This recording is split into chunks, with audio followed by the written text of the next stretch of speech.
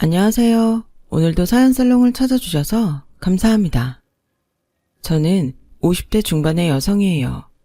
얼마 전 저는 결혼 20주년을 맞아서 남편하고 바닷가로 여행을 갔어요.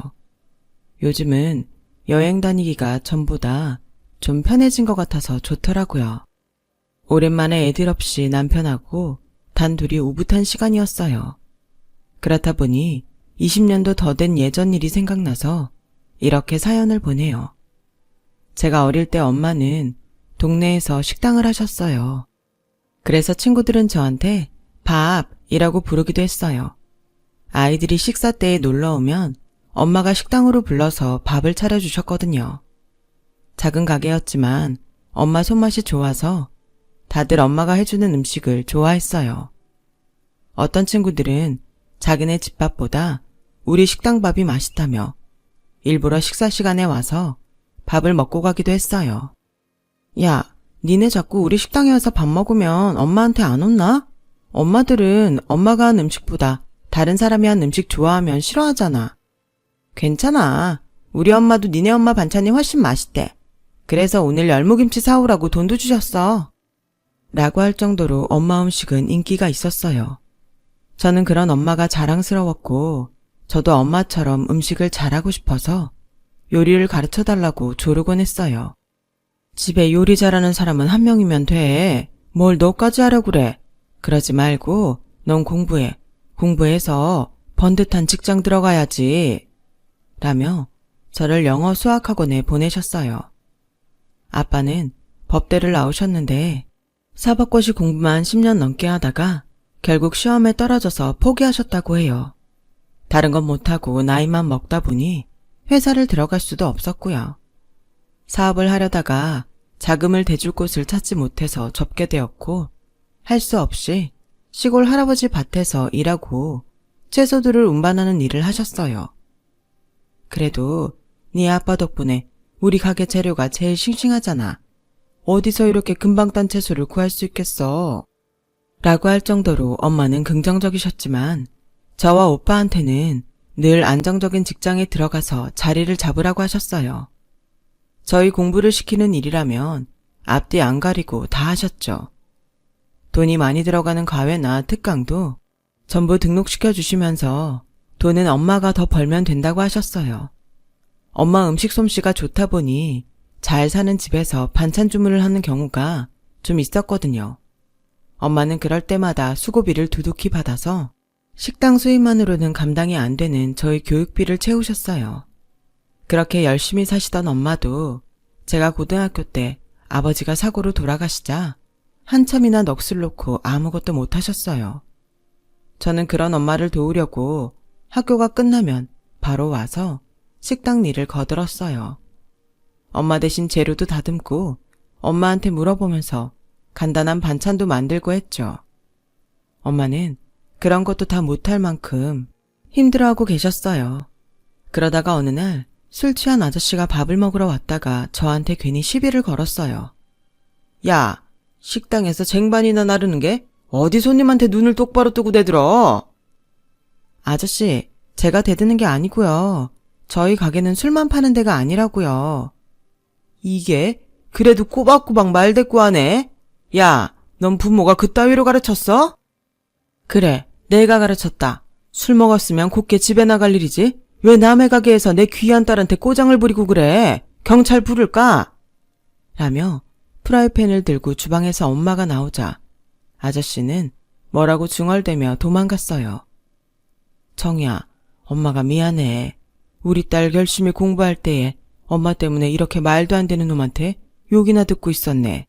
이제 엄마 괜찮아. 말짱하니까 넌 식당 안 나와도 돼. 엄마는 다음날 바로 보조 아주머니를 더 구하셨고 한동안 하지 않던 반찬 주문도 다시 받기 시작하셨어요. 식당은 다시 예전처럼 손님들이 많아졌고 오는 사람들마다 엄마를 격려했어요. 반찬을 주문하는 손님들은 엄마가 다시 기운을 차렸다며 잘했다고 선물을 보내주기도 했고요. 엄마는 그런 손님들에게 고마워서 전보다 더 양념을 잘 써서 맛있게 만들려고 애를 썼죠. 엄마의 그런 노력으로 저와 오빠는 무난히 대학에 갈 수 있었어요. 2살 더 어린 오빠가 군대에 가 있는 사이에 저는 대학을 졸업해서 대기업의 인턴으로 들어갔어요. 하지만 인턴이 끝나고 정규직이 되지 못했고 저는 다시 취직을 하기 위해 여러 회사에 원서를 내고 면접 연습을 했어요. 그러다가 한 식품회사의 기획팀에 들어가게 됐어요. 엄마는 이제야 제가 안정적으로 살 수 있게 됐다며 많이 좋아하셨어요. 사실 그러고서 몇 년 후에 IMF 위기가 터져서 모두 어려워졌는데 그때만 해도 그런 일이 있을 거라고는 생각도 못했으니까요. 저는 회사에 들어가서 새로운 환경에 적응하느라 애를 썼어요. 그 사이 오빠가 제대를 하고 학교에 복학을 했고 다음 해에 유학을 갔어요. 꼭 하고 싶은 공부가 있다며 장학금을 받는다니 엄마도 그러라고 하셨죠. 그래, 오빠는 공부 나보다 잘했잖아. 요즘 오빠보다 못한 사람들도 유학 많이 가던데 안 가면 억울하지. 오빠, 생활비는 내가 보탤 테니까 걱정 마. 야, 됐어. 나도 모아놓은 돈 있어. 모양 빠지게 무슨 동생한테 용돈을 타냐? 외국 나가서 사는데 그게 뭐가 중요해. 받을 수 있을 때 받아. 무슨 일이 생길지 어떻게 한다고 돈을 안 받아. 너야말로 엄마 잘 모시고 있어. 엄마 점점 나이 드시는데 건강도 신경 써야지. 돈 잘 모아놔. 라고 티격태격 하다가 오빠는 유학을 갔고 저는 뭐라고 하건 말건 돈을 보냈어요. 그렇게 몇 년이 더 지났고 저는 IMF 때에 회사를 그만둘지 심각하게 고민했어요. 회사에서 젊은 직원들도 퇴직하라고 자꾸 권고를 했거든요. 다들 어려우니 뭐라고 할 수 없지만 어떻게 네 나이 사람들 보고 회사를 그만두라고 하니? 참 너무하네. 하긴 요합은행 있잖아. 거기는 신입사원들도 전부 채용 취소했다고 하더라. 라는 엄마는 저를 위로해 주시느라 애를 썼지만 정작 저는 회사 그만두는 건 아무렇지도 않았어요. 제가 고민한 건 평생 먹고 살기 위해서 뭘 하는 게 가장 좋을까 하는 거였어요. 그런 고민을 한 사이 시간이 지나서 회사는 해고 대상자를 발표했고 다행인지 불행인지 저는 거기에 들어가진 않았더군요. 전 특별히 하고 싶은 게 있었던 게 아니었기 때문에 일단 회사를 더 다녀보기로 했어요. 그러다가 본사에 다니던 남자를 만나게 됐죠. 제가 막 나온 시제품을 본사에 가져가면 그 사람이 받았어요. 한정희 대리는 일을 참 야무지게 잘하네요. 다른 사람들은 제품에 뭐가 들어갔는지 제대로 표기도 안 할 때도 많은데 한 대리는 그런 일이 전혀 없어요. 시식평가 자료도 꼼꼼하고. 그 사람은 저보다 한 살이 많아도 같은 대리직급이었는데 본사 사람이라서 은근히 저를 평가하는 말을 잘했어요. 그래도 일 잘하고 똑똑했고 여러 면에서 유능했어요. 주변에 사람들도 많은 것 같았고요. 그런 사람이 저한테 만나보자는 얘기를 했을 때 저는 너무 뜻밖이었어요. 김창호 대리님이 왜 저를 만나요? 본사에 더 좋은 분들 많잖아요. 저는 김 대리님 같이 너무 똑똑한 분은 부담스러워요. 은근히 칭찬하는 척하면서 저 밀어내는 거예요? 좋은 사람이야 많은데 제 마음에 들어야 되는 거잖아요. 한 대리는 제 마음에 드는 좋은 사람이라서 만나고 싶어요. 라며 망설임 없이 다가오는데 그런 말들이 좀 설렜던 것 같아요. 그러면서 그 사람과 저의 만남이 시작됐어요. 사회생활을 하고 나서 처음으로 진지하게 만났던 것 같아요. 전에도 잠깐씩 만나고 헤어졌던 적이 몇 번 있었지만 심각했던 건 한 번도 없었어요. 사실 그 남자가 유능해 보이는 모습에 많이 끌리기도 했죠. 저와 그 사람이 만나는 동안에 오빠는 유학을 마치고 귀국했어요. 오빠가 새로운 일을 시작하고 분주한 동안에도 저는 그 남자를 만나느라 바빴죠. 제가 젊을 때만 해도 여자는 20대에 결혼해야 된다고 생각하는 사람들이 많았어요. 엄마는 제가 결혼하겠다는 말 없이 30을 맞이하자 초조해 하셨어요. 저는 남자와 2년 가까이 만나고 있었지만 집에 말을 하지 않았어요. 어떻게 될지 모른다는 생각에 쉽게 말을 꺼내기 어렵더라고요. 그 사람이 결혼에 대해서는 말한 적이 없었고, 저도 그랬어요. 남자는 워낙 여기저기 동호회도 많이 다니고 인기도 있었기 때문에 어쩌면 이대로 헤어질지도 모르겠다는 생각도 했었죠. 그래서 만난 지 3년 되었을 때 제가 먼저 그만 만나자고 마음먹었는데 뜻밖에도 남자가 결혼 얘기를 꺼내더라고요. 정말 나하고 결혼할 마음이 있는 거야? 아니면 내가 뭐하러 그렇게 오래 만났겠어? 그럴 생각 없으면 진작에 관두고 다른 여자 찾지. 왜? 결혼하기 싫어? 싫다는 게 아니라 그렇게 생각하는 줄 몰랐지. 결혼 내색을 전혀 안 했잖아. 다른 사람들도 많이 만났고. 사회생활 하는데 당연히 이 사람 저 사람 만나서 평가를 해봐야지. 그렇게 만나봐야 누가 더 나한테 편한 사람인지 알 수도 있고. 너도 그러면서 뭘.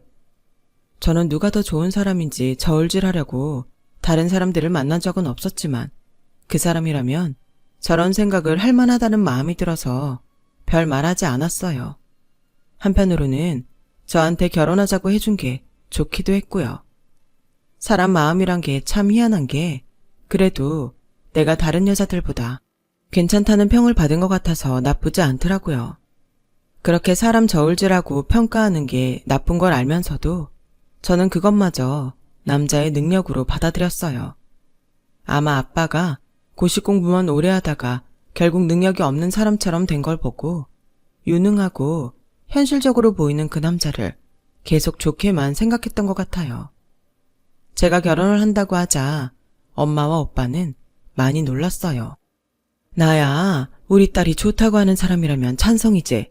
그래도 오빠가 같은 남자 입장에서 한번 보는 게 좋을 것 같다. 라는 엄마 말에 남자가 먼저 우리 집에 왔었죠. 오빠는 저를 조용히 부르더니 일단 나나 집안일에 대해서 너무 자세히 얘기하지 마. 너도 확신이 안 서니까 그동안 집에 말 안 한 거잖아. 좀 지켜보자. 저는 오빠 말대로 하기로 했어요. 그렇게 저희 집 인사가 끝나고 남자 집에 갔을 때였어요. 남자 부모님은 두 분 다 차갑고 딱딱한 인상이라 만나자마자 좀 주눅이 들었어요. 특히나 그 사람 어머니는 눈 하나 깜짝 않고 아버지도 안 계시고 어머니는 동네 식당 하시고 반찬도 주문 판매하신다고? 오빠가 미국에서 공부하고 온 것밖에 볼 게 없네. 아가씨는 뭐 하느라 그 나이 되도록 결혼도 못했어? 그동안은 결혼보다 제가 일을 잘하는 걸 더 중요하게 생각했어요. 그거야 핑계고 아가씨 집안이 별 볼 일 없으니까 누가 선뜻 나서는 사람이 없었겠지. 우리 창호가 아가씨 인생 구했네. 라는데 정말 말문이 막혔어요. 더 어이가 없었던 건 제가 이런 막말을 듣는데 남자는 잠자코 있는 거였어요. 우리 엄마가 한 말이 틀린 말은 아니잖아. 엄마가 좀 직선적이고 현실적이어서 그렇지. 나쁜 분은 아니셔. 처음 보고 너무 선입견 갖고 판단하지 말았으면 좋겠다. 라는데 정말 내가 예민하게 구는 건가 보다 싶더라고요. 상견례 자리는 무난하게 지나갔어요. 오빠랑 엄마가 워낙 깔끔하게 차려입고 나오기도 했고 저희 오빠가 덩치가 좀 있어서 사람을 압도하는 데가 있거든요. 그래서 남자 쪽에서 별말 없었던 것 같아요. 문제는 그 후에 일어났어요. 제가 퇴근하고 엄마 식당에 갔을 때였어요. 엄마하고 도우미 아주머니하고 셋이서 이런저런 얘기를 하고 있는데 느닷없이 남자 어머니가 들이닥쳤어요. 어머, 이런 누추한 데까지 어떻게 오셨어요? 이리 좀 앉으세요. 네, 앉는 건 됐고요. 창호가 정희 어머니 솜씨가 좋다고 해서 저도 반찬 좀 시켜볼까 하고요. 친구네 가져갈 거랑 똑같이 갈비찜 2개요. 근데 갈비찜 같은 것도 해보셨어요? 그럼요. 갈비찜 주문도 꽤 들어오거든요. 제가 정말 좋은 재료로만 해드릴게요. 그래야죠. 실은 오늘 혼수 얘기도 좀 할까 했는데 그건 다시 날짜 잡아서 얘기하죠. 답답해서 못 있겠네요. 그럼 부탁해요. 하고 자기 할 말만 하고 쌩 가버리더라고요. 저는 남자한테 이게 무슨 경우냐고 따졌고 남자는 전보다 더 무심하게 난 별 생각 없이 사실 그대로 말했어. 어머니 음식 솜씨 좋으신 거 맞잖아. 그러니까 엄마도 한번 사보고 싶었나 보지. 내가 엄마 마음까지 일일이 통제할 수는 없잖아. 그냥 좀 넘어가. 그런 문제가 아니잖아. 사돈 될 사람한테 어떻게 이런 예의 없는 행동을 해? 아무리 시어머니여도 엄마가 사부인인데 무슨 태도가 일반 손님만도 못해? 그럼 우리 엄마가 니네 어머니한테 굽신굽신해야 돼? 사돈 되는 거면 그래야 되는 거야. 가게가 좁으니까 좁다고 한 거고 갈비찜을 해본 적 있는지 물어볼 수도 있는 거지. 너 생각보다 더 편견이 심하구나. 저는 점점 남자에게 정이 떨어졌어요.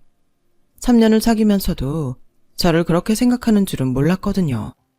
냉정하고 차갑게 느껴져도 그게 유능하고 이성적이어서 그러려니 했는데 점점 그게 아닌 것 같다는 마음이 들기 시작했어요. 엄마는 정성을 다해서 갈비찜을 만드셨고 그걸 보는 저는 괜히 속상했어요. 고기도 한우로 하고 이렇게 재료도 좋은 것만 쓰는데 돈 많이 받아. 이런 건 돈 받는 거 아니야. 그냥 해줄 수도 있어. 그 어머니 하는 거 봤잖아. 어떻게 그냥 해줘? 너도 말 그렇게 하지 마. 네 시어머니 되실 분이잖아. 라며 엄마는 땀을 뻘뻘 흘리면서 일을 하셨어요. 그리고 다음날 저는 정말 생각지도 못한 광경을 목격했어요. 회사 아래 카페에서 팀장님과 업무 얘기를 하고 있는데 그 남자 어머니와 엄마가 같이 들어왔어요. 보니까 남자 어머니는 핸드백만 달랑 들고 있고 엄마가 보자기에 싼 묵직한 짐을 들고 힘들게 서 계셨어요. 엄마, 여기 어떻게 왔어? 허리도 안 좋은데 이건 다 뭐야? 이거 갈비찜 사부인께서 무겁다고 좀 들어다 달라고 하시네. 그 말에 열이 받아서 그 사람 어머니를 돌아보는데 팀장님이 남자 어머니한테 인사를 하더라고요. 팀장님 어머니 친구분이라네요. 내가 순정이한테 갈비찜 가져가라고 하니까 자긴 이 아파서 못 먹는다고 자기 딸 갖다 주라고 하더라. 근데 둘이 같이 일하는 줄은 나도 몰랐네. 정희 어머니, 얘한테 주면 돼요. 라는 남자 어머니 말에 엄마가 힘들게 팀장님한테 갈비찜을 주려는 걸 제가 얼른 받아서 테이블 위에 올려놨어요. 일하는 시간이라 바쁘지? 내가 시간이 지금밖에 안 돼서 왔어. 그럼 일 열심히 하고 너도 우리 예비 며느리 잘 좀 봐줘. 라더니 엄마한테는 눈길도 안 주고 가버리더라고요. 제가 화가 나서 뒤쫓아 나가려는데 엄마는 저를 막으면서 다독이셨어요. 팀장님은 괜히 미안해하며 제 눈치를 받고 저는 화가 나서 일이 손에 안 잡혔어요. 퇴근하고 회사를 나오는데 남자가 저를 기다리고 있더군요. 가자. 어머니가 저녁 먹으면서 혼수 얘기할 게 있으시대. 내가 엄마가 갈비찜 배달했다는 문자는 봤어? 아, 그거? 어머니가 엄마랑 갈비찜 들고 오셨나 본데 그게 왜 사과할 일이야? 요새 우리 엄마 허리 아파서 고생하시는데 당연히 사과할 일이지. 갈비찜도 만들어주고 배달까지 하고. 우리 엄마가 당신 어머니 심부름꾼이야? 말은 바로 하자. 갈비찜 값은 어머니가 안 받으신다고 한 거고 정말 힘드셨으면 하지 마셨어야지. 왜 니네 어머니 결정까지 사과하라고 그래. 그동안 없이 산다고 무시 많이 당하고 산 건 알겠는데 이런 식으로 열등감 드러내지 마. 너야말로 당신 어머니라고 말한 거 사과해. 와, 진짜 할 말이 없다. 나 오늘 그 자리에 못 가니까 그런 줄 알아. 적어도 혼수얘기 같은 걸 하고 싶으면 상대방 시간은 되는지는 물어봐야지. 라고 하고는 집으로 돌아왔더니 그새 남자 어머니가 엄마한테 전화를 했더라고요. 오늘 혼수 얘기하자고 너 보자고 했는데 네가 안 왔다면서 혼수 목록을 쭉 불러주는데 이렇게나 많이 해달라고 할 줄은 몰랐다. 라길래 엄마가 전화로 받아 적으신 걸 봤더니 정말 가관이었어요. 신혼집에도 당장 필요하지 않은 것까지 비싼 외제로만 하는 것도 모자라서 시댁에 몇백만 원짜리 안마의자하고 이탈리아 부엌 싱크대까지 해달라더군요. 저는 당장 전화를 했어요. 의사 변호사 집안에서도 이렇게는 요구 안 할 거예요. 창우 씨가 무슨 교수인 것도 아니잖아요. 저랑 똑같은 회사원이고요. 시댁에서 해주시는 건 20평짜리 전세인데 이런 고급 물건들이 다 어디 들어가요. 나야말로 이 정도도 못 받을 거면 너 같은 애 집에 못 들인다. 입이 삐뚤어졌어도 말은 바로 해야 한다고. 솔직히 너 뭐 볼 거 있다고 우리가 너네랑 사돈을 맺겠니? 너도 계산해 봤으니까 창호랑 결혼하겠다는 거잖아. 그럼 우리도 그만큼 받아야 되지 않겠니? 저는 그런 거 계산해 본 적 없어요. 근데 이 결혼 정말 해야 할지 진지하게 생각을 해봐야 될 것 같아요. 예, 그런 말은 우리가 먼저 해야 맞는 거지. 네가 뭔데 결혼을 생각해 본다 만다 그러냐?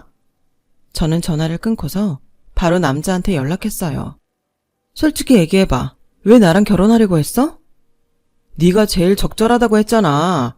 엄마도 너나 니네 집이 대학이 편할 거고 나도 네가 옆에 두기에 쪽팔릴 정도도 아니고 너무 잘나서 피곤하게 굴지 않으니까.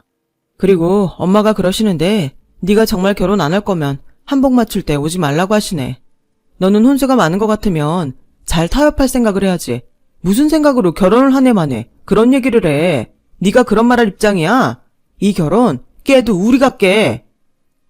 저는 그제서야 남자가 저를 얼마나 우습게 여기는지 확실히 깨달았어요. 오빠는 그동안 있었던 얘기를 다 듣더니 일단 약속을 잡으라고 했어요. 저는 한복집 근처에 있는 카페에서 먼저 만나자고 했어요. 저와 엄마가 갔더니 남자 어머니가 먼저 있었어요. 우리 엄마를 보고도 자리에서 일어날 생각을 안 하더군요. 남자 어머니는 저를 보자마자 예, 내가 속이 좀 안 좋아서 그러는데 근처 약국 가서 소화제 좀 사와라.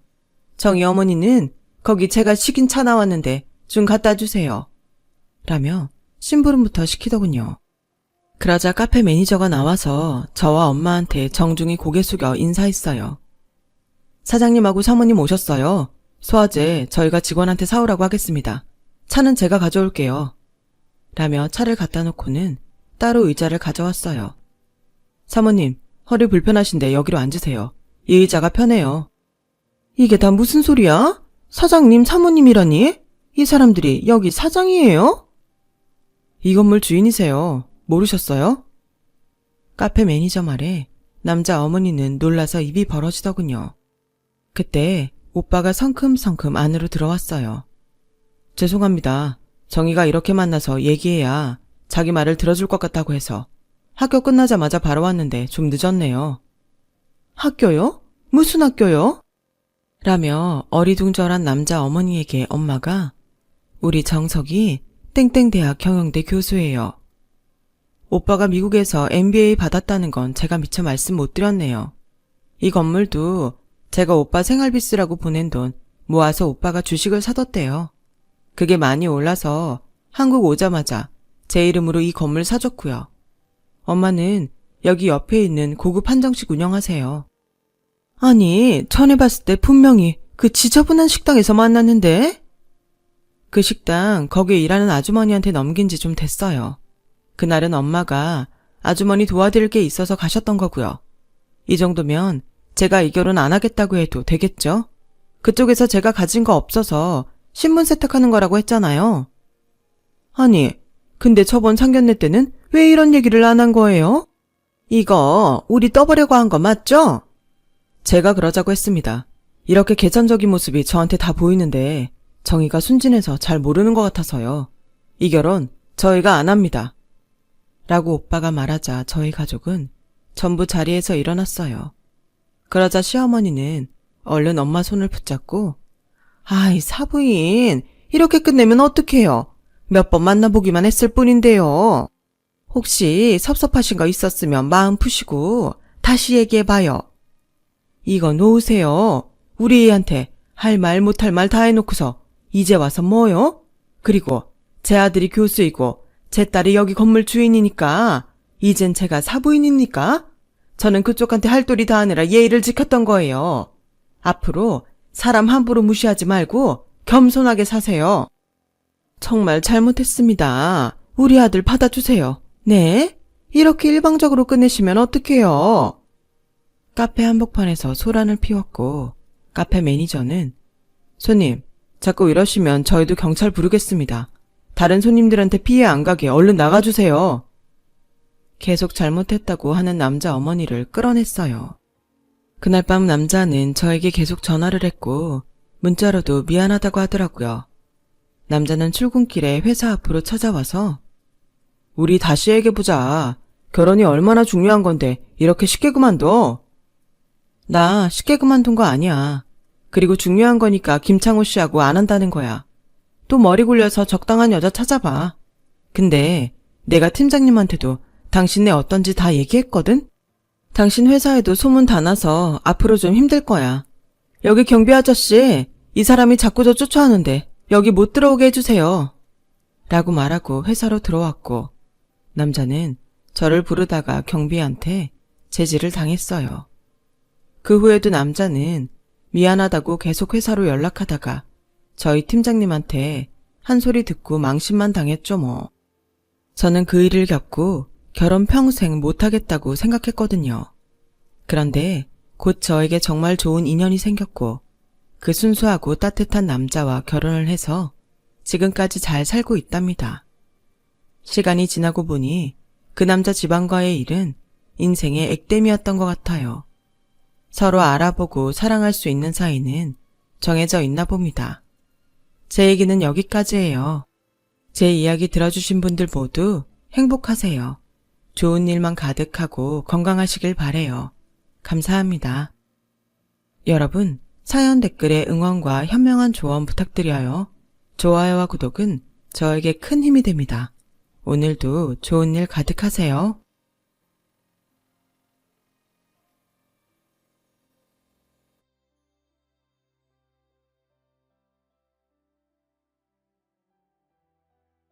안녕하세요. 오늘도 사연살롱을 찾아주셔서 감사합니다. 저는 올해 50살이 된 여성이에요. 얼마 전 불현듯 7년 전 돌아가신 시아버님 생각이 나더라고요. 그래서 부족한 글솜씨지만 이렇게 사연을 적어보게 되었어요. 저희 아버님은 병을 얻기 전까지 가족들에게 무척이나 무서운 존재였어요. 며느리인 저는 그나마 괜찮았지만 남편과 시어머니는 아버님의 폭력에 많이 힘들어했죠. 술과 담배를 좋아하셨던 아버님은 험한 공사판에서 막노동을 하셨어요. 새벽 일찍 집을 나가서 저녁엔 술에 취해 돌아오시곤 했습니다. 술을 드신 아버님은 가족들에겐 공포의 대상이었죠. 시어머니는 물론 남편과 시누이들에게 폭언과 폭행을 일삼으셨고 가족들은 아버님을 피해 도망을 치곤 했대요. 그때의 상처 탓인지 남편은 연애할 때 입버릇처럼 얘기했었어요.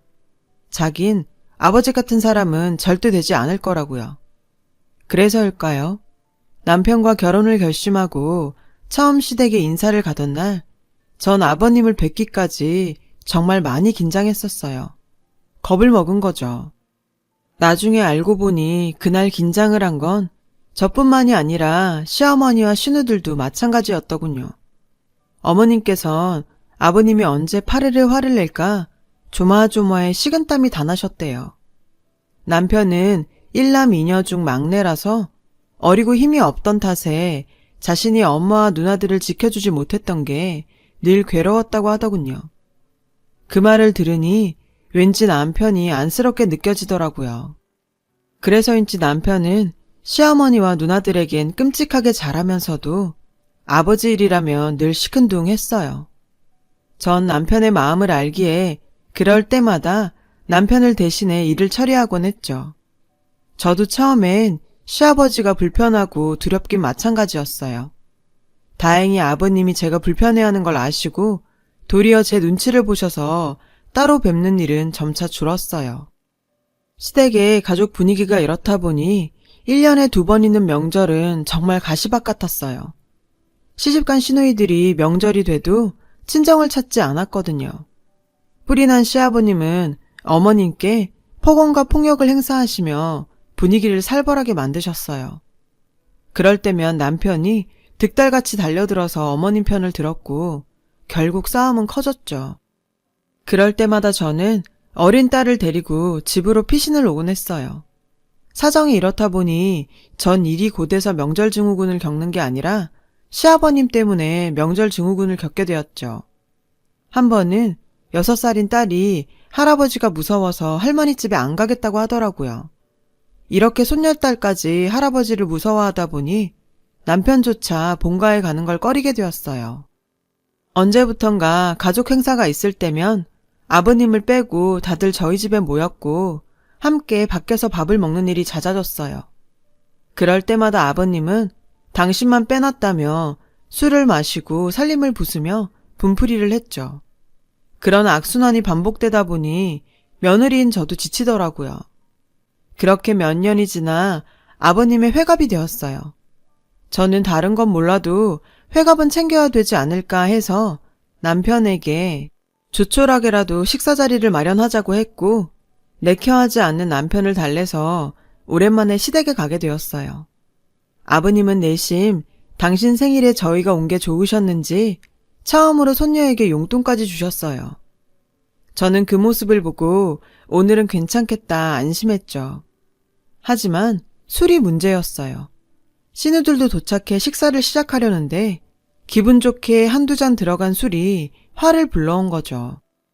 화의 근원은 그동안 당신이 느꼈던 서러움이었어요. 뼈가 부서지게 벌어서 먹이고 키웠더니 자식 새끼들은 지 엄마만 감싸고 놀고 나만 빼고 밖에서 니들끼리 놀아? 그러고도 니들이 자식이냐? 애비 속도 모르는 나쁜 놈들. 한참을 마음에 쌓아놓은 것들을 꺼내놓으며 소리를 지르시는데 저는 속으로 망했다고 생각했어요. 그리고 급기야 큰 신우가 제게 한 소리를 하더군요. 옳게, 내가 내 얼굴에 침 뱉는 거 아는데 앞으로는 가족 모임 같은 거 하지 마. 내가 저 꼴 보기 싫어서 호적을 파고 싶은 심정이야. 그러자 어머님이 한마디 하셨죠. 첫째, 너는 말을 꼭 그렇게 해야겠니? 에휴, 그래, 며느리 네가 기껏 신경 써서 준비했는데 이렇게 되니 나도 면목이 없구나. 그냥 앞으로는 마음만 받으마. 내가 이럴 줄 알고 애들 아빠랑 애들은 두고 왔잖아. 설마 했는데 사람 고쳐 쓰는 거 아니라고. 저 인간은 죽을 때까지 저거 못 고쳐. 작은 신우이까지 이렇게 나오니 솔직히 억울하더라고요. 속상하긴 저도 마찬가지인데 신우이들과 시어머니는 저를 탓하셨으니까요.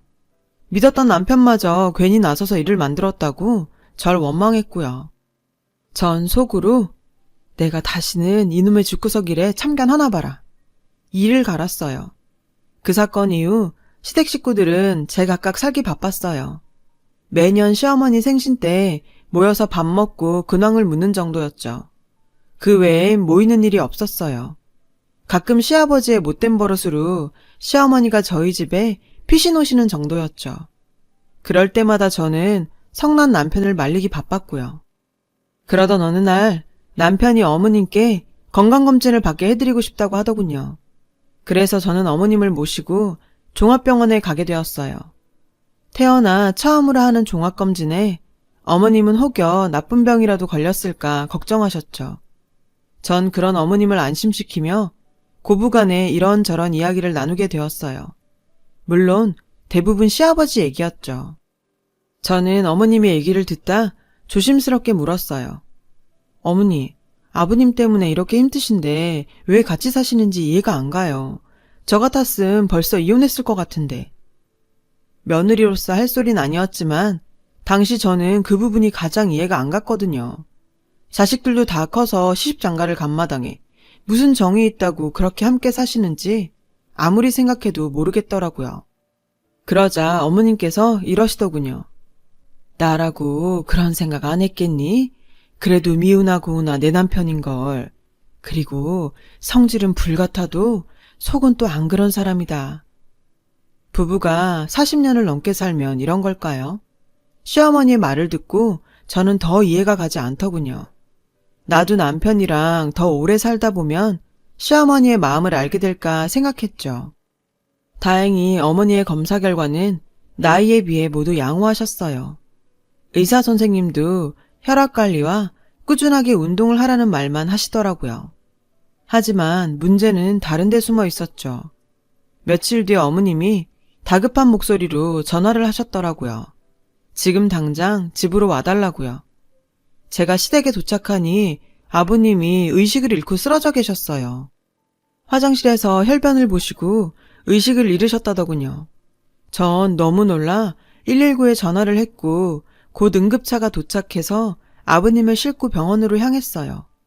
전 놀란 시어머니를 진정시키곤 남편과 시누이들에게 연락을 돌렸어요. 그러는 사이 아버님은 필요한 검사들을 받으셨고요. 그리고 드디어 검사 결과가 나왔어요. 대장암 말기였어요. 설상가상으로 오랫동안 술, 담배를 하도 하셔서 간과 폐도 성하지 않으셨죠.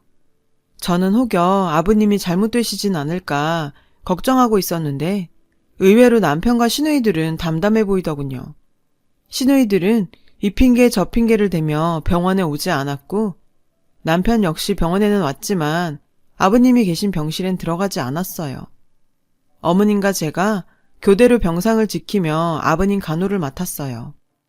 그런데 아버님은 그 와중에도 같은 병실을 쓰는 다른 환자에게 성질을 부리셔서 어머님과 전 많이 곤란했어요. 하는 수 없이 전 아버님을 1인실로 옮겼고 그 탓에 병원비의 부담은 커졌죠. 나중에 남편은 왜 허락도 없이 1인실로 옮겼냐며 시키지도 않은 짓을 했다고 제게 뭐라고 하더군요. 정말 억울하고 기가 찼어요. 자식들은 코빼기도 보이지 않는 상황에 저한테 병간호까지 떠넘긴 사람이 할 소린가요? 미안해하긴커녕 큰소리치는 남편을 보니 그 아버지의 그 아들이란 생각까지 들더군요. 하지만 저는 더 일을 키우고 싶지 않아 아무 말도 하지 않았어요. 그런 날이 지나고 저희 아버님은 수술을 받게 되었어요. 수술을 마친 의사 선생님은 그동안 자각 증상도 꽤 있어서 참기 힘들었을 텐데 왜 이제야 병원에 왔냐고 하셨죠. 안타깝게도 수술은 했지만 이미 전이가 시작돼 암세포를 모두 제거할 순 없었죠. 항암 치료를 해야 하는데 예후가 그리 좋지 않을 것 같아 적극 권하지는 못하겠다 하시더군요. 그날 밤 저희 집에선 어머니를 뺀 온 가족이 모여 상의를 했어요. 말이 상이지 신우들은 결과가 좋다는 확신도 없는데 항암 치료까지 하면 돈이 너무 많이 든다고 포기하자고 하더군요. 남편은 입을 꾹 다물고 아무 말도 하지 않았어요. 그때가 하필이면 저희 집 전세 계약이 끝나 큰 마음을 먹고 집을 장만하려고 할 때였어요. 물론 넉넉한 살림이 아니었기에 은행에 20년 주택자금 대출을 받아서 갈 계획이라 돈이 없긴 저희도 마찬가지였죠.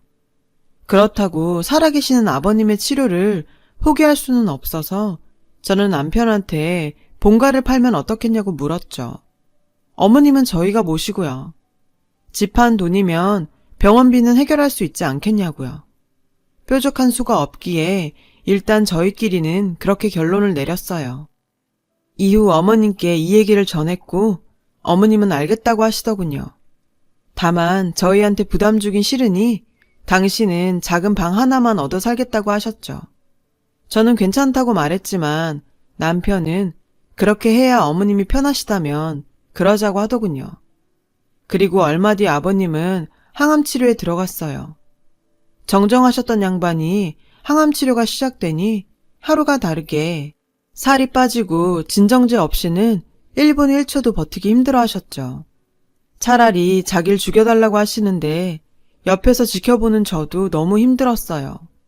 그러니 어머님은 어떠셨겠어요. 나중엔 아버님 보는 게 너무 힘드시다고 하시더라고요. 그래서 그때부터 거의 저 혼자 병원을 드나들며 아버님 병상을 지켰어요. 그렇게 어렵게 항암 치료가 끝이 났어요. 다행히 아버님의 상태는 조금 차도를 보이는 듯 했고요. 그런데 문제는 시댁 식구들이 여전히 아버님을 만나는 걸 꺼려한다는 거였죠. 그 무렵 남편은 회사 일로 바빴고 시누이들은 각자 집안의 사정을 핑계로 병원을 찾지 않았죠. 믿었던 어머님도 어떤 이유인지 당신 남편을 먼 발치에서만 볼 뿐 다가가지 않으려 했어요. 이러니 긴 병간호에 저만 죽어나갔죠. 긴 병엔 효자 없다고 저도 저대로 힘들고 스트레스가 쌓여 남편과 시댁 식구들한테 불만이 쌓여갔어요. 한창 엄마 손이 필요한 딸에게 미안했고 디스크 수술을 받게 된 친정엄마한테도 죄송했어요.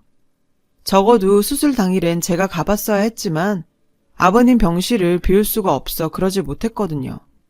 나이든 친정아버지가 많이 힘드셨을 거예요. 그 일을 계기로 저도 저 나름의 속상함과 불만이 터져 나와서 퇴근이 늦어 못 온다는 남편한테 병원으로 오라고 소리쳤고 마지못해 병원으로 달려온 남편 앞에서 저는 참았던 분노를 터뜨렸어요. 정말 당신이랑 당신 식구들 해도 너무해. 내가 당신 부모 병수발 드느라 내 부모 수술하는데도 못 가야 해? 당신네 식구들은 도대체 언제까지 내 손 빌려서 일 처리할 건데? 말해봐. 전 감정이 격해져서 눈물이 터져 나왔고 하필 그 순간 잠에서 깬 아버님은 그런 제 모습을 모두 보고 말았어요. 아버님은 물끄러미 절 바라보시기만 할 뿐 아무 말도 하지 않으셨죠. 그날 이후 아버님은 깨어있는 시간보다 잠들어 있는 시간이 더 많아지셨어요. 의사 선생님은 그간 수술과 항암 치료로 체력이 떨어진 데다 살고자 하는 의지가 사라져서 그런 걸지 모른다고 하시더군요. 저는 모든 게 저 때문인 것 같아 죄책감을 지을 수가 없었어요. 그래서 그 뒤로 매일 사죄하는 마음으로 아버님의 곁을 지키며 주무시는 아버님께 제 마음을 솔직하게 전하곤 했어요. 아버님, 내일은 입춘이에요. 아버님이 병원에 오신 지도 이제 1년이 넘어가네요. 솔직히 이렇게 오래 아버님 병간호를 하게 될 줄은 몰랐어요. 한다고 하지만 사실 전 그렇게 좋은 며느리도 아니고 저도 민주 아빠 따라 아버님 원망 많이 했던 것 같아요.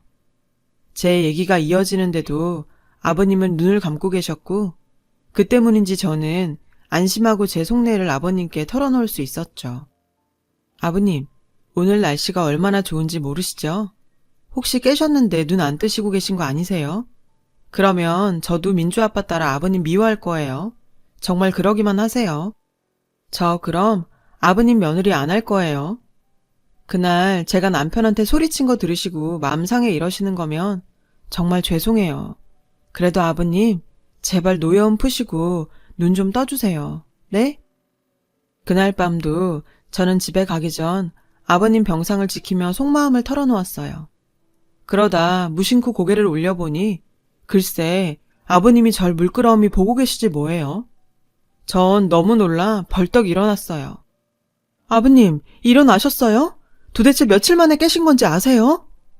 제가 놀라서 횡설수설하자 아버님은 저에게 가까이 오라는 듯 손짓하셨고 저는 하실 말씀이 있으신가 해서 귀를 가져갔어요. 그랬더니 뭘 하시는지 아세요? 네가 너무 시끄럽게 해서 도저히 잠을 잘 수가 없다. 글쎄 이러시더라고요. 근데 이 말을 듣고 얼마나 안심이 되던지 한편으론 쥐구멍이라도 숨고 싶었지만요. 그 후 아버님은 무슨 이유인지는 가르쳐 주시지 않고 당신이 깬 걸 가족들에겐 말하지 말라고 신신당부를 하셨어요. 그리고는 저에게 저만 알고 있으라며 이야기를 시작하셨죠. 저는 그 이야기를 듣고는 아버님이 깨신 것보다 더 큰 충격에 휩싸였어요. 지금부터 하는 얘기는 그저 내 마음의 그릇이 그 정도라 덜고 싶어 하는 말이니 너만 알고 있었으면 좋겠다. 그렇게 시작된 아버님의 이야기는 대략 이랬어요. 중매로 만난 아버님과 어머님은 만난 지 3개월 만에 혼인신고를 하고 같이 사셨대요. 어려운 형편이라 지하 방 한 칸을 얻어 신혼을 시작했는데 어느 날 한 남자가 아버님을 찾아와 자기가 당신 부인의 남편이라는 황당한 소리를 하더라지 뭐예요. 그 말에 아버님은 그 사람을 집 밖으로 내쫓으셨죠. 하지만 의심스러운 마음은 지울 수 없었고 결국 어머님의 과거를 캐고 다니셨대요. 그러다 어머님이 그때 왔던 남자와 3년이나 사실혼 관계로 살았다는 걸 알게 되신 거죠. 아이도 있었는데 아이는 태어날 때부터 몸이 약해서 결국 태어난 지 50일도 안 돼 세상을 떠났대요. 남자 집에서는 어머님을 며느리로 인정하지 않았고 어머님은 그대로 맨몸으로 쫓겨나면서 저희 아버님을 만나 결혼을 하게 되신 거죠. 아버님은 모든 사실을 알고 나니까 어머님한테 배신감이 들어 더는 같이 못 살겠다고 생각하셨대요. 하지만 하필 그때 첫째 신우가 생겼고 아버님은 어머님한테 그간의 일을 다 얘기하신 거죠. 어머님은 용서를 빌며 평생 아버님 뜻에 따라 살 테니 내치지만 말아달라고 애원하셨다더군요. 그때 희순이만 아니면 난 이 시애미랑 헤어졌을 거다. 근데 또 자식 키우며 살부대 끼고 사니까 지난 일은 잊고 사라지더라. 그래, 이것도 운명이구나 하고 살려고 했는데 문제는 그 다음부터 네 시애미가 날 무서워하지 뭐냐. 나만 보면 지레 놀라서 토끼 눈을 하는데 그럴 때마다 이상하게 속에서 부하가 치밀어 손찌검을 하곤 했지. 애들은 그런 나를 지 엄마를 괴롭히는 파렴치한처럼 봤고 그걸 보고는 가만히 있을 수가 있겠니? 애들한테 손찌검까지 하게 됐지. 그 말씀을 하시는데 아버님 눈가가 촉촉히 젖어 있었어요. 그래서 저는 용기를 내서 제 생각을 말했죠. 지금이라도 가족들한테 아버님 마음을 얘기하세요. 저도 그랬고 모두 아버님을 오해하고 있잖아요. 그러자 아버님은 고개를 저으셨어요. 그럼 애들이 지 엄마 과거를 알게 될 거 아니냐. 그건 또 내가 집사람한테 못할 짓이고 미안하지만 너만 알고 있는 게 좋겠다. 내가 무덤까지 가지고 가려고 맹세한 일인데 이렇게 코앞에 죽음이 다가오니 억울한 생각이 들어서 주책 없이 너한테 집만 주었구나. 미안하다 아가. 모든 얘기를 듣고 보니 조금은 아버님이 이해가 갔어요. 그렇다고 아버님 폭력을 옹호하는 건 아니에요. 심정적으로 연민을 느낀다는 거죠. 그날 이후 아버님은 마음의 짐을 조금은 내려놓으신 것 같았어요. 가족들에겐 여전히 주무시는 모습으로 지내셨고 한 달 정도 뒤에 정말로 곤히 주무시듯 세상을 떠나셨죠. 임종이 가까워진 그 순간 아버님 병실은 너무나도 고요했어요. 전 저만 알라고 하신 아버님과의 약속을 깨고 어머님께 아버님께 들은 얘기를 꺼냈어요. 미리 말씀 못 드려 죄송해요. 아버님이 하도 부탁을 하셔서 어쩔 수가 없었어요. 그런데 저대로 가시게 하면 제가 내내 마음에 걸릴 것 같아요. 어머님만큼은 아버님 마음을 알아주셨으면 좋겠어요. 제 말에 어머님은 놀란 얼굴로 끝내 바닥에 주저앉아 한참을 우셨어요. 하지만 임종이 얼마 남지 않은 시점이라 저는 어머님을 달래 병실로 들어갔어요. 어머님은 아버님의 손을 잡아주셨어요. 다른 식구들은 눈이 휘둥그레져서 저를 쳐다봤고 저는 모르는 척 고개를 떨궜죠. 남편은 아버님의 임종을 확인하곤 마치 기다렸다는 듯 빈소를 차렸고 그렇게 아버님의 장례식은 진행됐어요. 돌아가신 시각이 밤 10시가 조금 안 된 시각이었는데 빨리 장례를 시작해야 3일 중 하루를 쓸 수 있다며 남편은 분주한 모습이었죠. 시누이들도 3일장을 꼬박 치르면 너무 힘드니 차라리 잘 됐다며 아버지가 마지막엔 도움이 되었다고 좋아했어요. 그 말을 듣는데 순간 화가 치밀어 오르더라고요. 생각 같아선 한마디 하고 싶었죠. 그런데 그 순간 니들은 아버지가 세상을 뜨셨는데 이게 무슨 경우니? 비록 너희한테 몹쓸 짓한 아버지지만 그래도 이러면 안 되는 거 아니냐? 니들은 나 죽을 때도 이럴 거니? 어머님은 입술을 파르르 떨며 남편과 시누이들을 혼내셨어요. 결혼하고 처음 보는 어머님 모습이었죠. 발인을 앞둔 마지막 밤 어머님은 아버님 영정사진을 보며 이런 말씀을 하셨어요. 속 좁은 사람이 그거 말하고 싶어서 어떻게 참았어요? 차라리 그때 당신과 헤어졌다면 당신이 자식한테 미움도 안 받고 동네 사람한테 손가락질도 안 받았을 텐데 미안해요. 저는 따뜻한 차를 한 잔 타서 어머님께 다가갔어요. 그리고 어머님 손을 잡아드렸죠. 고맙다. 네가 아니었으면 나도 내가 무슨 짓을 했는지 잊고 살 뻔했구나. 아니에요. 아버님이 비밀로 하라고 하셨는데 약속도 못 지킨걸요. 저 나중에 아버님께 혼날지도 몰라요. 그 말에 어머님은 빙그레 웃으시더니 제 손을 꼭 잡아주셨어요. 그날 네 덕에 참 오랜만에 네 시아버지 손을 잡아봤다. 그리고 생각이 났어. 네 시아버지의 손이 따뜻했다는 걸. 이럴 줄 알았으면 진작에 좀 많이 잡아볼 걸 그랬구나. 어머님은 소리 죽여 한참을 우셨어요. 그때였죠. 구석에서 술을 마시고 있던 남편이 술에 잔뜩 취해선 뭐가 불만인지 울고 계신 어머님을 보고 뭐라고 하는 게 아니겠어요? 엄마는 속도 좋아. 그렇게 당하고도 눈물이 나? 나는 아주 기분이 좋아. 우리 가족 괴롭히던 사람이 없으니까 속이 다 후련해. 근데 엄마는 왜 계속 그렇게 슬픈 사람처럼 있어? 엄마가 그러고 있으니까 내가 이상한 사람 같잖아. 말은 그렇게 했지만 남편도 속이 상해 그런다는 걸 전 알 수 있었어요. 표현이 서툰 건 아버님을 꼭 닮았죠. 그런데 그 순간 어머님이 벌떡 일어나 남편의 뺨을 치셨어요. 그 모습에 깜짝 놀란 시누이들이 달려와 어머님을 말렸어요. 엄마 미쳤어? 이게 무슨 짓이야? 엄마도 속으론 좋잖아. 맨날 들들 볶이고 물건 부수는 남편 없으니까. 엄마가 제일 좋아해야 맞는 거잖아. 딸들의 철없는 말에 어머님은 더는 안 되겠다 싶으셨는지 비밀에 붙였던 당신의 과거를 직접 이야기하셨어요. 남편과 시누이들은 믿을 수 없다며 인정하지 않았고 남편은 놀라지 않는 절 보며 원망하듯 쳐다봤어요. 그렇게 발인을 하는 날이 밝았어요. 저는 남편에게만은 아버님과 나누었던 얘기를 해야 할 것 같아서 발인하러 가기 전 조용히 이야기를 전해주었어요. 남편은 묘지로 가는 내내 오열했어요. 시누이들도 훌쩍훌쩍 울기 시작했고 아버님 가시는 마지막 길은 눈물바다가 되었어요. 평생 자식들에게 미움만 받던 아버님은 그렇게 가족들과 화해를 하고 영면에 드셨습니다. 지금도 저는 가끔 아버님과 얘기를 나누었던 그날 밤을 떠올려요. 아버님은 저에게 짐만 주고 간다고 하셨는데 시간이 지나고 보니 그건 짐이 아니라 당신과 나눈 소중한 추억이었죠. 다음 달이면 저희 아버님 7주기예요.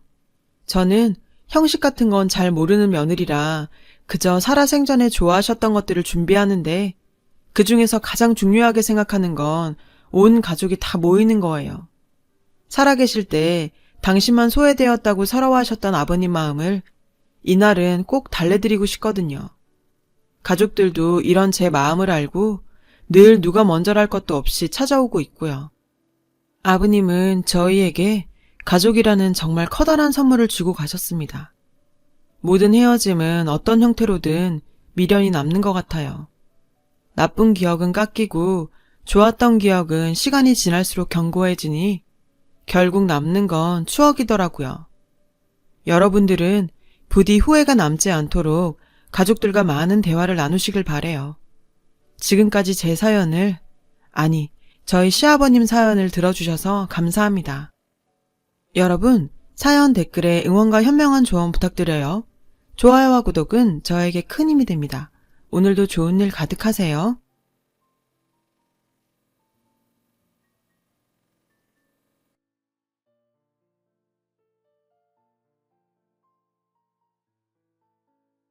안녕하세요. 오늘도 사연살롱을 찾아주셔서 감사합니다.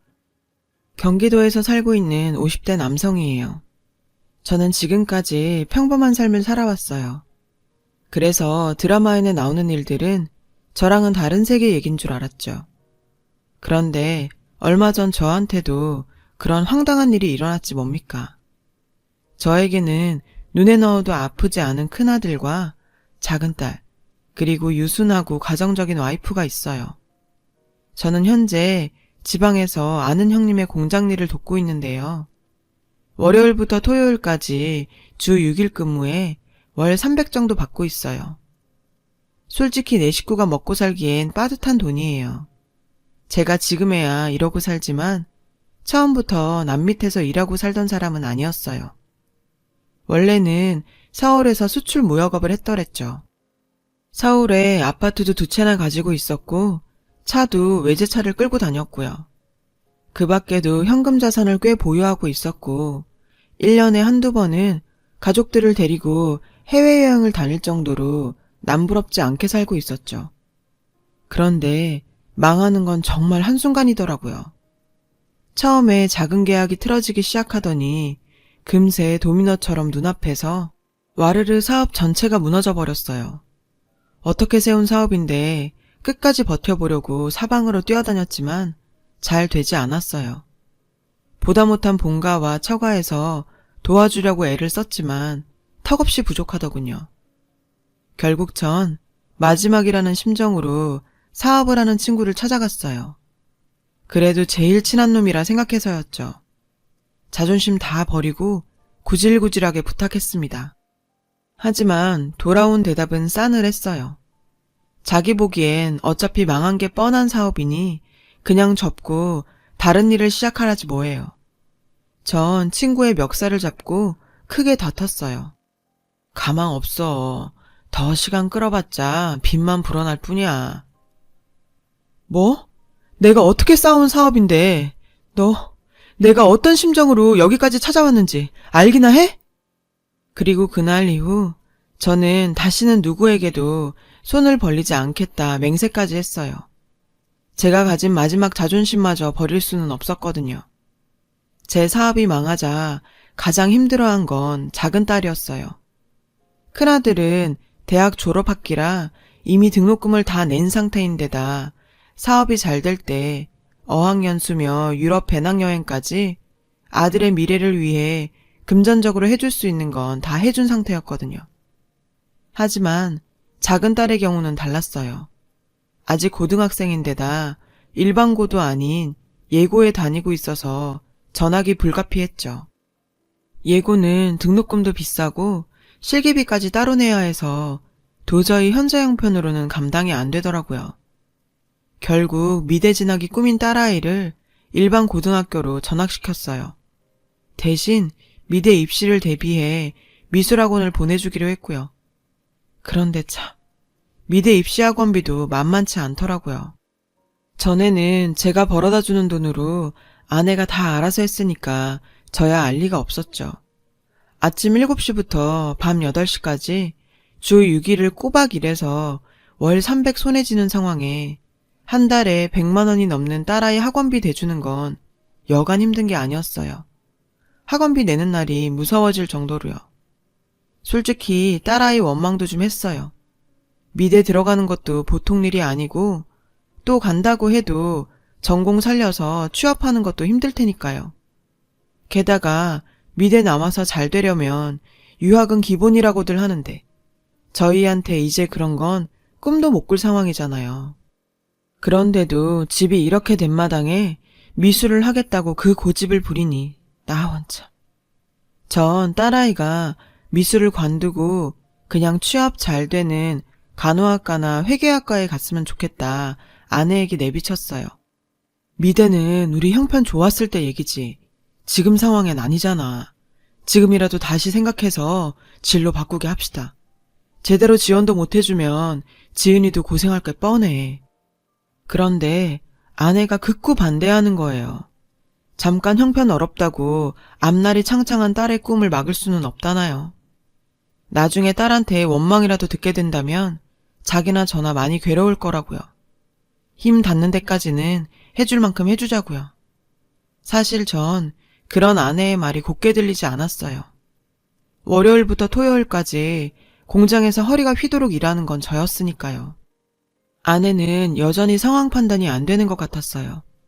더 이상 강남 사모님이 아니란 걸 직시해야 하는데 말이죠. 전과 달리 사는 집도 완전히 달라졌어요. 젊은 경비원이 여러 딸려있던 고급 아파트에서 허름하고 곰팡이 핀 다가구 주택으로 이사를 했거든요. 그런데도 아내는 여전히 부잣집 사모님처럼 하고 다녔어요. 형편 좋을 때 선물로 사주었던 명품 가방들을 그대로 들고 다니더라고요. 중고샵에 갖다 팔면 그게 다 돈인데 말이죠. 여보, 그 가방 이제 파는 게 낫지 않아?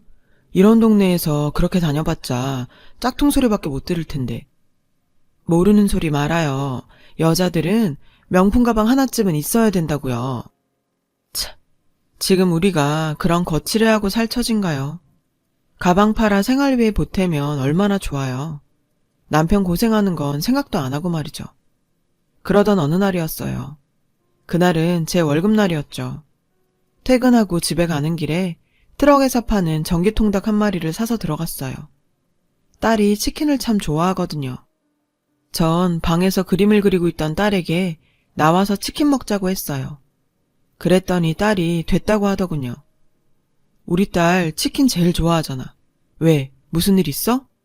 아빠, 학원에서 나만 빼고 다 특강한대. 나 이제 쪽팔려서 어떻게 살아? 특강이라니 그게 무슨 소리야? 의아해하는 절 보곤 아내가 다가왔어요.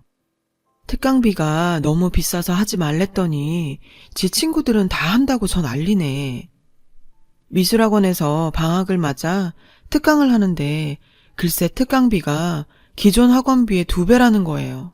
200만 원이요. 전 비싼 특강비 얘기를 듣자 입맛이 싹 달아났어요. 지금 형편으론 가당치 않은 금액이긴 하지만 저렇게 슬퍼하는 딸의 얼굴을 보니 어떻게든 돈을 마련해주고 싶었죠. 그때 제 눈에 아내의 명품 가방이 들어왔어요. 여보, 저 가방 이제는 파는 게 좋지 않아? 그랬더니 아내가 대뜸 화를 내는 게 아니겠어요. 돈은 미국에 사는 언니한테 빌려보겠다면서요. 아내의 친언니는 미국에서 미용실을 크게 하고 있거든요. 저희가 망해서 거리에 나앉을 때 지금 살고 있는 이 빌라 전세 자금을 내준 사람이 바로 처형이었어요. 돈은 안 갚아도 되니까 용기 잃지 말고 살라고요. 그 일로 아내는 처형한테 미안한 마음을 크게 가지고 있어요. 저도 처형한테는 늘 고맙고 미안한 처지고요. 그런데 사람이 참 자식 앞에선 뻔뻔해지나 봐요. 이번에도 결국 처형한테 손을 벌리고 말았거든요. 나중에 일이 잘 풀리면 전부 갖겠단 마음이었죠. 그렇게 딸아이는 다른 친구들처럼 방학 특강을 듣게 되었어요. 그런데 그 사건을 계기로 아내와 전 조금 멀어지게 되었어요. 아내는 예전처럼 밝아 보이지 않았죠. 이제 정말 우리가 망했다는 걸 실감이라도 한 듯 어두운 표정이었어요. 대화도 많이 줄었고요. 전 이 모든 게 다 제가 부족해서 생긴 일이라고 생각했어요. 돈만 있으면 뭐든 살 수 있고 가정의 화목도 이룰 수 있을 거란 생각이 들더군요. 실제로 그렇기도 하고요. 사실 살다 보면 일어나는 대부분의 문제가 돈 때문이잖아요. 그러던 어느 날 공장 형님이 일요일에도 일해줄 수 있겠냐고 묻더군요. 얘기를 들어보니 야근비에 주말 수당까지 돈이 꽤 되더라고요. 그래서 전 이참에 딸아이 대학 등록금이라도 마련해야겠다는 생각으로 하겠다고 했어요. 숙식은 공장에서 마련해준 기숙사에서 하게 되었고 가족들이 있는 집에는 2주에 한 번 정도 갈 수 있었어요. 그렇다 보니 집안 사정은 아내와 통화를 하며 듣는 게 고작이었죠. 밥은 먹었냐, 집에 일은 없냐.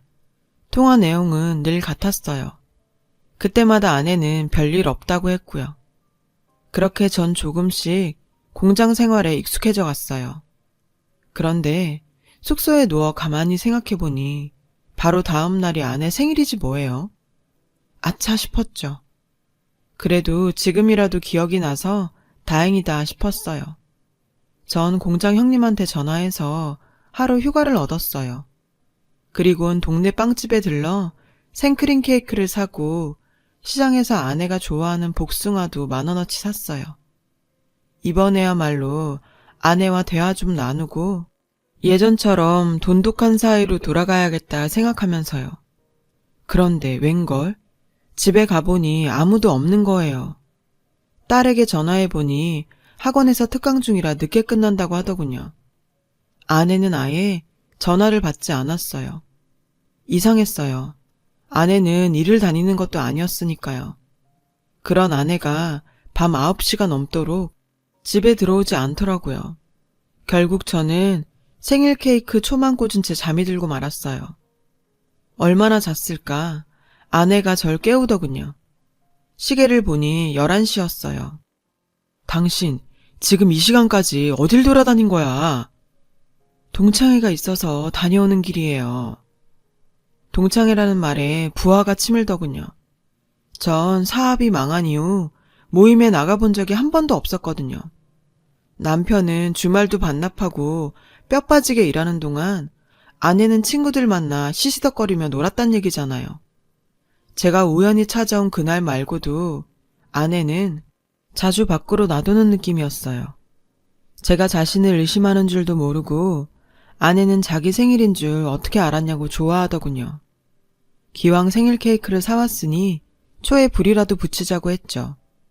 하지만 전 너무 화가 난 나머지 그 길로 다시 공장으로 오고 말았어요. 공장으로 돌아와 딸아이에게 전화를 걸었어요. 그리고 물었죠. 엄마가 자주 외출하냐고요. 그러자 딸이 좀 머뭇거리더군요. 딸아이 말로는 엄마가 하루가 멀다 하고 밤마다 어딜 나간다는 거예요.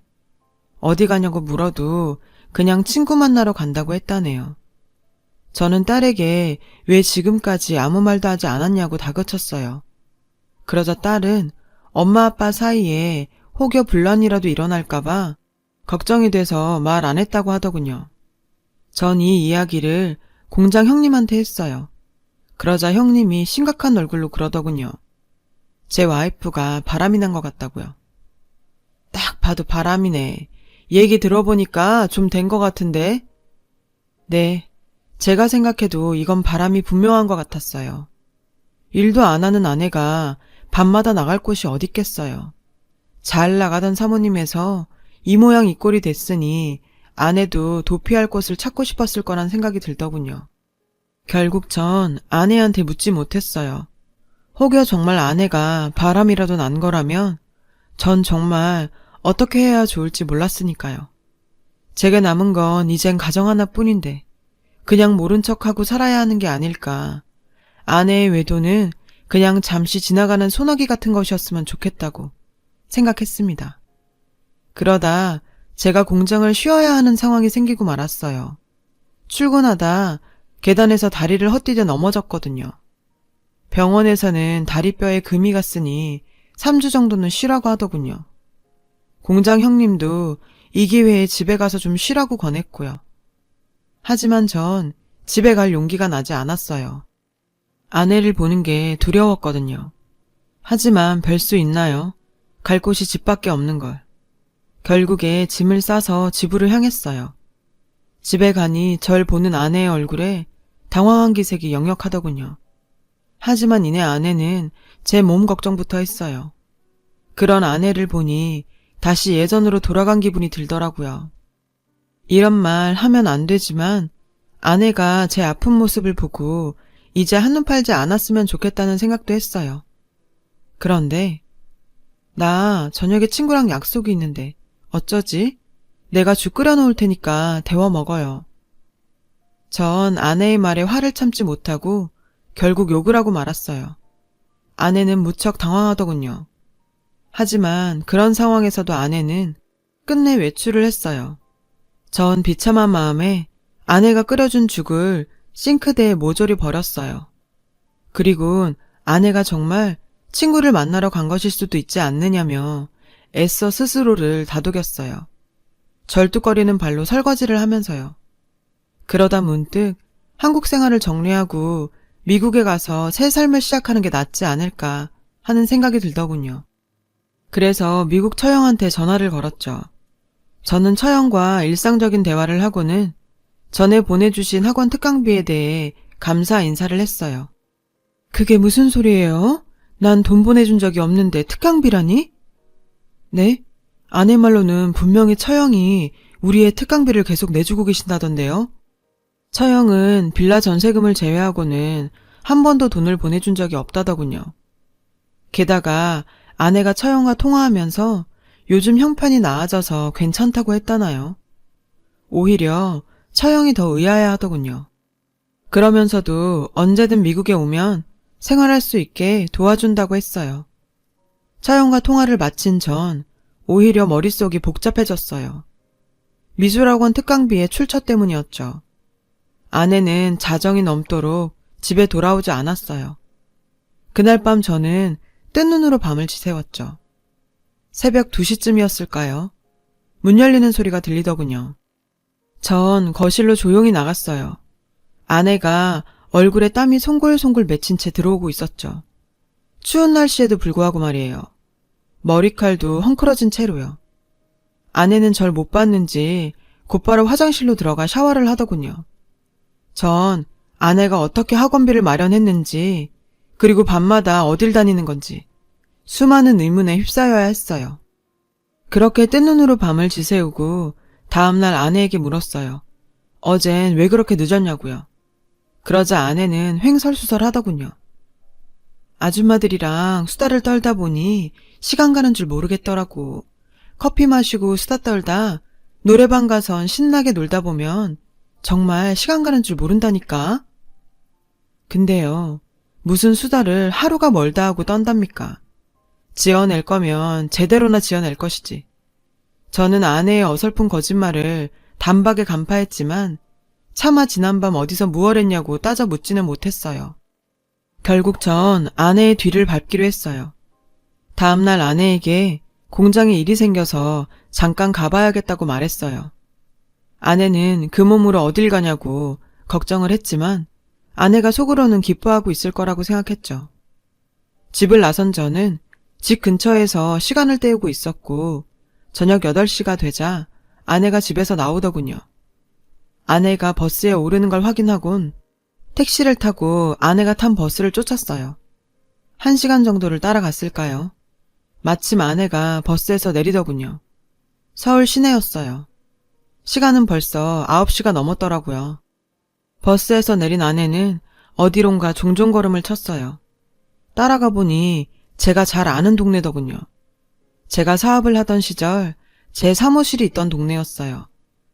뒤따르는 내내 아내가 왜 하필 이 동네로 온 걸까 생각했어요. 하지만 궁금증은 생각보다 빨리 풀리게 됐죠. 아내가 향한 곳은 다름 아닌 한때 제 절친이었던 친구놈의 사무실이 있는 건물이었거든요. 순간 다리가 후들거리기 시작했어요. 모든 퍼즐이 다 맞춰진 것 같았거든요. 내 친구놈과 아내가 불륜을 저지르는 게 너무나 분명했어요. 친구와 제가 사이가 좋았던 시절 녀석은 제 아내와도 사이가 좋았었거든요. 비혼주의라는 놈이 가끔 농담조로 제 아내 같은 여자가 있다면 당장이라도 결혼하겠다고 했을 정도니까요. 그 놈이 옛날부터 제 마누라를 탐내고 있었던 것이 분명했어요. 아내도 그 친구를 보고 결혼하면 좋은 남편에 좋은 아빠가 될 거라고 얘기할 정도로 호감을 보이기도 했고요. 둘 사이에 뭔가 있는 것이 분명했어요. 모르긴 해도 딸의 특강비도 그놈이 챙겨줬겠죠. 전 모든 걸 포기하는 심정으로 아내를 뒤따라 건물로 들어갔어요. 그런데 로비에 들어서니 야간 경비원이 절 막더군요. 무슨 용무로 찾아오신 겁니까? 방금 들어간 여자, 그 여자를 찾아왔습니다. 누구? 아, 박 사장님 친구분이요? 박 사장이 앞서 말한 제 친구놈이에요. 이미 경비원도 알 만큼 들락거린 모양이었어요. 순간 전 머리가 돌아버릴 것 같았죠. 전 막무가내로 엘리베이터로 향했어요. 경비원이 절 막으려 했지만 재빨리 엘리베이터에 올라 친구놈 사무실이 있는 층을 눌렀죠. 엘리베이터에서 내려보니 사무실 안은 불이 꺼진 채 컴컴했어요. 다른 직원들은 모두 퇴근한 모양이었고요. 그때였어요. 저 멀리 사장실 문틈에서 불빛이 새어나오는 게 보였어요. 안에서 사람 말소리가 들리더군요. 머릿속은 온통 친구놈과 아내가 사장실에서 뒹구는 모습으로 가득했죠. 그렇게 굴욕적이고 참혹한 심정으로 사장실 문을 벌컥 열었어요. 그런데 그곳에는 제 친구는 혼자 있는 게 아니겠어요. 전화통화를 하고 있던 친구는 갑작스런 제 방문에 의아한 표정이었죠. 연락도 없이 내가 여긴 웬일이야? 전 다짜고짜 소리쳤어요. 어딨어? 우리 마누라 어디 숨겼냐고? 그게 갑자기 무슨 소리야? 재수씨가 어딨냐니? 전 다리를 절뚝거리며 다가가 친구놈의 멱살을 잡았어요. 그제야 친구놈은 당황한 기색을 보이더군요. 그 모습에 전 확신할 수 있었어요. 놈이 내 아내와 붙어먹고 있다는 걸요. 네가 뭐가 모자라 남의 와이프까지 건드려? 너 나 죽는 걸 보고 싶어? 일단 이거 놓고 얘기해. 네가 생각하는 그런 게 아니야. 그런 게 아니면 왜 우리 마누라가 밤마다 네 사무실에 찾아오는 건데? 그건 그런 게 아니고 미치겠네. 친구놈은 변명을 하는데 급급했어요. 전 가증스런 녀석의 얼굴을 치려고 주먹을 들었죠. 그런데 그 순간 아내 목소리가 들렸어요. 여보, 그만해요. 나 여기 있어요. 고개를 돌려보니 문가에 제 아내가 서 있더군요. 파란 청소 아줌마 옷차림으로 손엔 대걸레를 든 채로요. 여보, 당신이 왜 그런 옷을 입고 있어? 손에 대걸레는 뭐고? 미안해요. 진작 말 못해서. 아내는 그 자리에 주저앉아 펑펑 울더군요. 친구놈은 그제야 그간의 상황을 설명해 주었어요. 몇 달 전 녀석은 아내로부터 온 전화를 받았다더군요. 혹시 일자리를 주선해 줄 수 있겠냐고요. 재수 씨한테 차마 험한 일을 시킬 수 없어 처음엔 격리 일을 주선했다고 하더군요. 하지만 아내는 사회생활 경험이 없는 자신 때문에 괜히 피해를 주기 싫다며 격리 자리를 극구 거절했다는 거예요. 그래서 하는 수 없이 아내에게 회사 청소 일자리를 소개해줬다고요. 평일 저녁에 5시간 정도 일을 하지만 친구 놈은 사장 재량으로 월급을 좀 더 챙겨줬더군요. 정 그제서야 왜 아내가 매일 밤 땀 범벅이 된 채 돌아와 샤워를 했는지 알 수 있었어요. 그런 줄도 모르고 지금껏 아내의 외도를 의심했다니. 제가 생각해도 제 자신이 너무 한심했어요. 파란 청소복을 입고 서 있는 초라한 아내를 보니 차라리 잘 차려입고 나가서 바람이라도 피웠더라면 지금처럼 이렇게 미안하고 안쓰럽진 않았을 텐데 하는 생각이 들더군요. 이런 아내를 철없고 세상 물정 모르는 그런 여자라고 원망했던 제가 바보였죠. 딸아이 특강비를 감당하기 위해 밤마다 건물 청소 일을 다녔을 아내를 생각하니 미안해서 고개를 들 수가 없었어요. 아내는 지금껏 험한 일 한 번 안 하고 살아온 여자였는데 그런 사람이 남편 잘못 만나 나이 들어 저렇게 고생하는 걸 보니 미칠 것 같았어요. 제 자신이 죽도록 밉더군요. 전 친구놈에게 무릎을 꿇었습니다. 오해해서 너무 미안하다고요. 친구는 절 일으켜 세우며 이러지 말라고 하더군요. 자기가 진작 얘기를 했어야 했는데 오히려 미안하다고요. 그 길로 전 아내와 함께 집으로 돌아왔어요. 아내는 지금까지의 일을 모두 털어놓았죠. 그리고는 장롱에서 명품 가방을 꺼내왔어요. 그건 얼마 전까지 제가 팔라고 했던 바로 그 명품 가방이었어요. 아내는 울먹이면서 가방을 열어 상표를 보여주더군요. 여보, 이거 사실 짝퉁이에요. 원래 거는 진작에 팔아서 생활비에 보태 썼어요. 왜 나한테 진작 얘기 안 했어? 난 그것도 모르고 괜히 당신만 원망했잖아.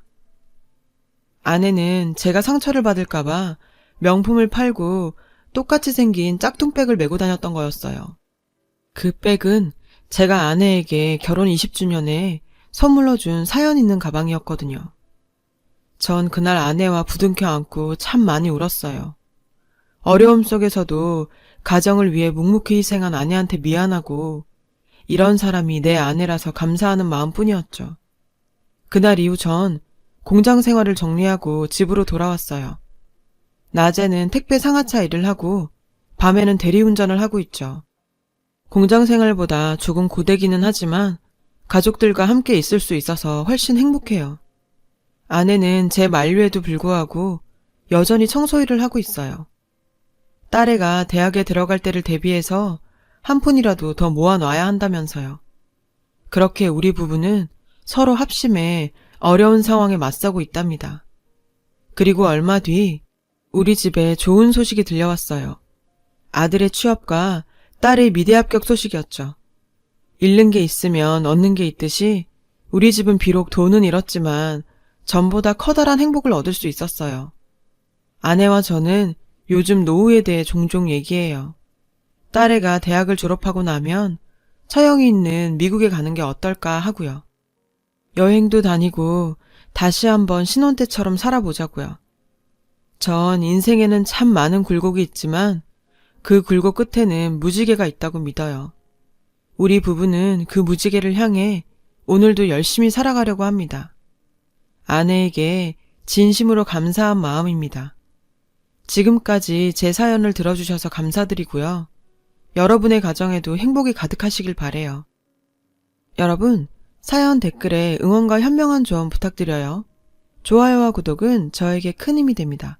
오늘도 좋은 일 가득하세요.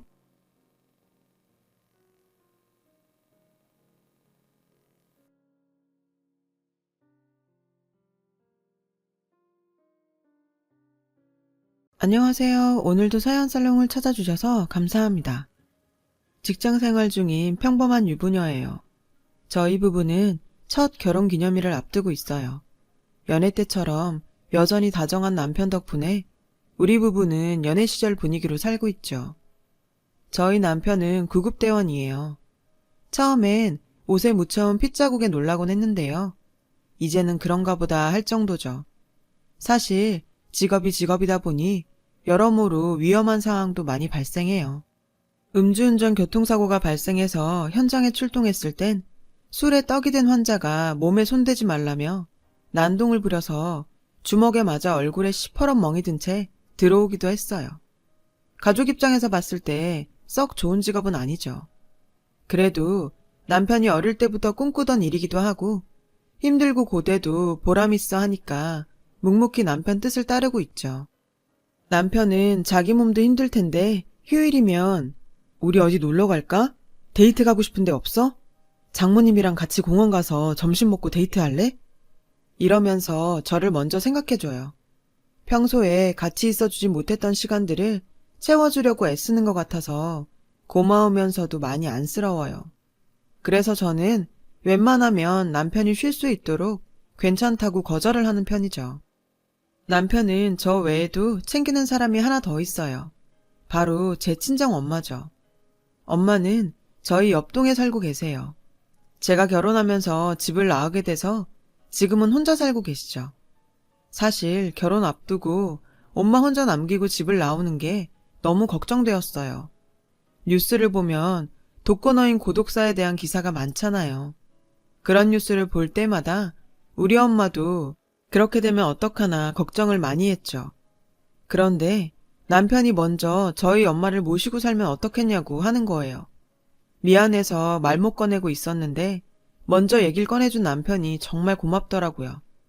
하지만 엄마의 반대로 무산이 되었죠. 딸 내외 신혼까지 빼앗을 생각은 없다시며 단호하게 거절하셨어요. 그래서 친정 근처에 신혼집을 마련하는 선에서 타협을 했죠. 그래도 저는 걱정이 됐어요. 근처라고는 해도 혼자 지내는 건 마찬가지잖아요. 이런 제 마음을 어떻게 알았는지 남편은 적적해 하실 엄마를 위해 말티즈를 선물로 사드렸어요. 처음엔 강아지를 보시고는 잘 키울 수 있을까 걱정하던 엄마는 이젠 딸처럼 금이야 오기야 키우고 계세요. 이쯤 되면 사위 사랑은 장모가 아니라 장모 사랑은 사위라고 할 만하겠죠. 사실 저와 엄마는 아주 각별한 사이예요. 운 없게도 아름답지 않은 가정사를 겪고 자란 덕분이죠. 엄마와 제가 같이 산 세월은 한 4, 5년 정도 되는 것 같아요. 저는 꽤 풍족한 집에서 외동딸로 태어났어요. 아빠는 할아버지 회사에서 일을 하셨죠. 대표 아들이라서 비교적 젊은 나이임에도 높은 직책을 맡고 계셨고요. 엄마는 결혼하고 1년 뒤 저를 낳았어요. 결혼 전 식당에서 조리사로 일을 하던 엄마는 결혼하고 바로 일을 그만두셨고 이후로는 살림과 육아에 힘쓰며 전업주부로 살게 되었죠. 제가 저희 집안의 첫 아이다 보니 저는 가족들의 사랑을 넘치게 받고 자랄 수 있었어요. 부모님뿐만 아니라 할아버지, 할머니도 첫 손녀인 저를 무척이나 아껴주셨거든요. 그러던 어느 날 엄마가 떠나버렸어요. 4살 무렵이었는데 신기하게도 저는 그날의 일을 기억해요. 모르긴 해도 제가 가지고 있는 기억 중 가장 오래된 기억일 거예요. 그날은 여느 날과 마찬가지로 집에서 엄마와 시간을 보내고 있었어요. 다른 게 있다면 엄마의 옷차림이었죠. 평소와 달리 엄마는 외출복 차림으로 식탁 앞에 앉아 있었어요. 엄마는 제게 아침을 먹인 뒤 데리고 나갔죠. 그리고는 대문 밖에 대기해 있던 아빠 차에 올랐어요. 아빠는 운전석에 앉아 있었고 엄마는 절 아는 채 보조석에 앉았어요. 우리 가족을 실은 차는 어딘가를 향해 한참을 달렸어요. 그러다 도착을 했는데 지금 생각해보니 버스터미널이었던 것 같아요. 그곳에서 엄마는 저를 꼭 끌어안고는 말없이 한참을 그러고 있었어요. 엄마 몸이 이상하게 떨리고 있었죠. 나중에 크고 나서야 그때 엄마가 울고 있었다는 걸 알았어요. 희수야, 엄마는 우리 희수를 사랑해. 그러니까 엄마 잊으면 안 돼. 알았지? 그러자 옆에 있던 아빠가 애한테 그런 소리를 뭐하러 하냐며 기억해서 좋을 거 없다고 퉁명스레 말했어요. 엄마는 저를 떼어놓고는 뒷좌석에서 큰 캐리어를 꺼내 도망치듯 가버렸어요.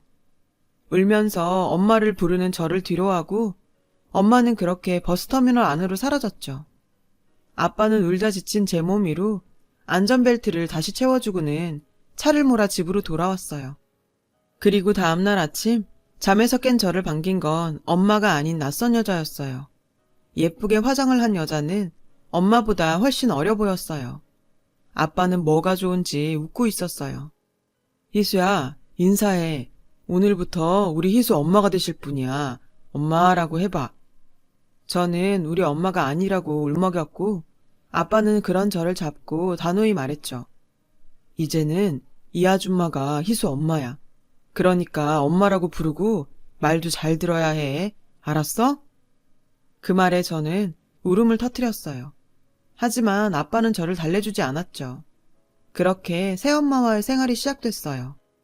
새엄마는 나름 엄마 노릇을 한다고 노력했지만 아이를 키워본 적이 없어서 모든 게 서툴었어요. 아빠가 도우미 아줌마를 고용해주고 나서야 상황이 조금 나아졌죠. 엄마를 찾으며 많이 보챘던 저는 시간이 지나자 이런 상황이 적응이 되었고 언제부턴가 새엄마를 엄마라고 부르게 되었어요. 5살부터 유치원도 다니며 친엄마를 잊기 시작했어요. 제가 7살이 되던 해에 새엄마가 임신을 했고 초등학교 들어가던 해에 동생을 낳았어요. 동생은 남동생이었어요. 아빠랑 할머니가 아들이 나왔다고 많이 좋아하셨습니다.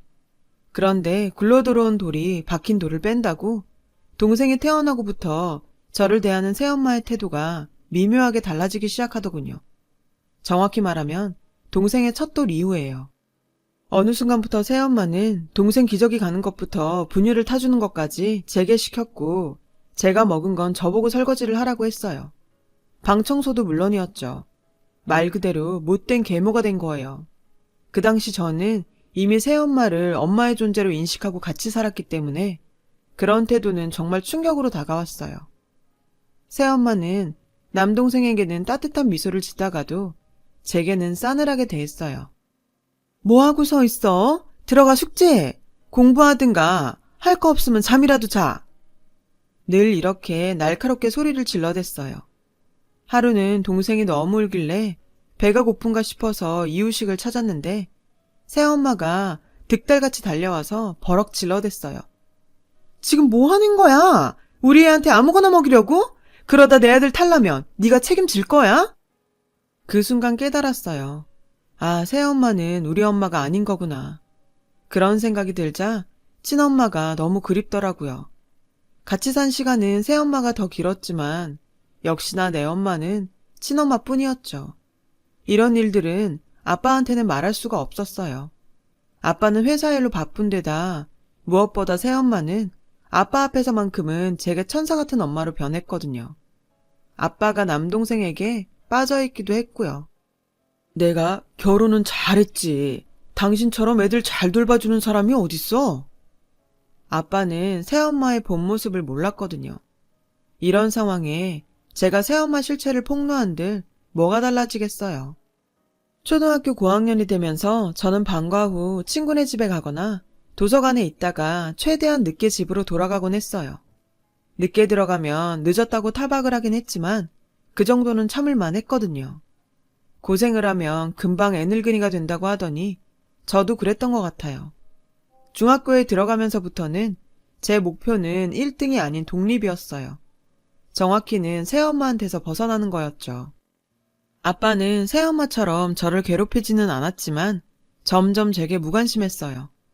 떠난 아내가 남기고 간 딸보다는 사랑하는 현재의 아내가 낳은 아들이 더 소중했겠죠. 명절이나 가족 행사 때 친가에 가면 할머니 할아버지도 마찬가지였어요. 무관심이 더 아프다고 하잖아요. 그런데 저는 새엄마한테 너무 들볶여서 그런지 차라리 무관심한 게 낫더라고요. 독립을 하겠다는 목표로 공부를 하니까 성적이 쭉쭉 오르더라고요. 물론 제 성적에 관심 있는 사람은 아무도 없었지만요. 아빠는 단 한 번도 성적표 나왔냐는 말조차 하지 않았죠. 고등학교에서도 늘 전교 5% 안에 들었어요. 당연히 선생님들의 기대를 한 몸에 받으면서 소위 명문대라고 불리는 대학교에 지원을 했죠. 남들은 공부만 해도 힘들다는데 저는 아르바이트를 병행하면서 공부를 했어요. 그런 저를 보며 친구들은 집도 잘 살면서 왜 그렇게 돈에 집착하냐고 했지만 전 그럴 수밖에 없었죠. 아빠가 다달이 넣어주는 용돈과 명절에 받은 용돈들도 모조리 저금을 했어요. 거기에 알바를 해서 번 돈까지요. 다행히 저는 지원했던 명문대에 합격을 했고 집에 가서 아빠한테 합격 통지서를 내밀자 놀라더라고요. 그럴만했죠. 제 성적도 몰랐으니까요. 우리 딸 합격한 거야? 이런 명문대에 지원했는지 몰랐는데 역시 우리 딸이네. 희수야 정말 고생했다. 아빤 우리 희수가 너무 자랑스럽다. 평소에는 관심도 없더니 명문대에 들어갔다니 우리 딸이라더군요. 그 모습이 정말 가증스러웠어요. 옆에 있던 새엄마는 못마땅해 했죠. 모르는 소리 말아요. 요즘은 4년제 졸업생 취업률이 더 낮다고요. 차라리 기술이나 배워서 취직하는 게 빠르지. 명문대는 무슨. 부러우면 지는 거란 말처럼 새엄마는 절대 지지 않으려 부럽지 않은 척을 해댔어요. 아빠, 저 기숙사 신청했어요. 안 되면 자취라도 할 생각이에요. 그래? 그런 거라면 걱정 마. 딸이 공부한다는데 이 아빠가 그 정도 못 해주겠니? 얼마든 말만 해. 아빠는 신이 나서 뭐든 다 해줄 것 같았어요. 기숙사 추첨에서 떨어진 저는 대학가 원룸에서 자취를 시작했어요. 학교가 본가랑 거리가 있다 보니 보기 싫은 인간들도 안 봐도 돼서 좋더라고요. 공부나 시험 핑계로 집에 안 가도 되니 제게는 이보다 좋을 수가 없었죠. 학교 생활은 꽤 즐거웠어요. 2학년 무렵 친구한테 소개받은 남자와 연애도 시작했고요. 그 사람이 바로 지금의 제 남편이에요. 남편은 동기 친오빠의 친구였어요. 저보다 연상이고 당시 막 구급대원이 된 사회초년생이었죠. 주변에 의지할 사람이 없었던 저는 남자친구에게 많이 의지했어요. 든든한 오빠 같았거든요. 사귄 지 2년쯤 되던 어느 날이었어요. 남자친구 퇴근에 맞춰서 남자친구 일터로 가고 있었는데 문자가 왔어요. 남자친구가 보낸 문자였죠. 급한 일이 생겨서 그러는데 조금 기다려줄 수 있어? 저는 그러겠다고 하고 근처 카페에 있겠다고 했어요. 카페에 앉아 남자친구를 기다리는데 맞은편 빵집에서 남자친구가 나오는 게 보이더라고요. 손에 큰 케이크를 들고 있었죠. 남자친구는 통화를 하며 어딘가로 가더군요. 통화하는 내내 환하게 웃는 게 누가 봐도 의심스러운 상황이었어요. 그 모습을 본 순간 심박수가 빨라졌어요. 그리고 본능적으로 카페에서 나와 남자친구 뒤를 밟기 시작했어요. 들키지 않으려고 나름 조심하며 뒤를 쫓았어요. 한참을 따라가 보니 슬슬 다리가 아프더라고요. 그렇게 얼마나 갔을까? 둘러보니 낯선 동네에 들어와 있었어요. 혼자 사는 노인들이 많이 사는 쪽방 밀집 지역인 것 같았어요. 주변 집들이 대부분 20년 이상 된 낡은 빌라였죠. 그 순간 남자친구가 어느 빌라로 들어가는 게 보였어요. 저는 조심스럽게 빌라로 들어가 계단 벽에 붙어 귀를 쫑긋 세웠어요. 초인종 소리가 들리고 현관문 여는 소리가 들리더라고요. 어머, 케이크네? 뭘 이런 걸 다 사왔어? 희미하게 여자 목소리가 들렸어요. 뒤이어 남자친구 목소리도 들렸죠. 생일인데 당연히 케이크는 먹어야죠. 제 몸이 부들부들 떨리기 시작했어요. 지난 2년 동안 이 남자를 의지하고 살았던 제가 바보처럼 느껴지더라고요. 그렇게 믿었는데 돌아온 건 배신이라니. 치밀어 오르는 분노를 참기 힘들었어요. 다리에 힘이 빠져 몸을 움직일 수도 없어서 그대로 계단에 주저앉았어요. 이제 어떡하지? 라는 물음만 머릿속을 가득 채웠죠. 나도 모르게 눈물이 흘러내렸어요. 그렇게 한참을 넋을 놓고 앉아있는데 뒤에서 저를 부르는 목소리가 들렸어요. 돌아보니 남자친구였어요. 남자친구는 저를 보고는 당황한 기색을 감추지 못했어요. 우왕좌왕하는 게 바람피다 걸린 유부남 그 자체였어요. 왜 벌써 나와? 더 있다 나오지 그랬어? 그래도 나랑 약속은 지키라고 했나 봐. 제 날카로운 질문에 남자친구는 그제야 상황을 파악한 것 같았어요.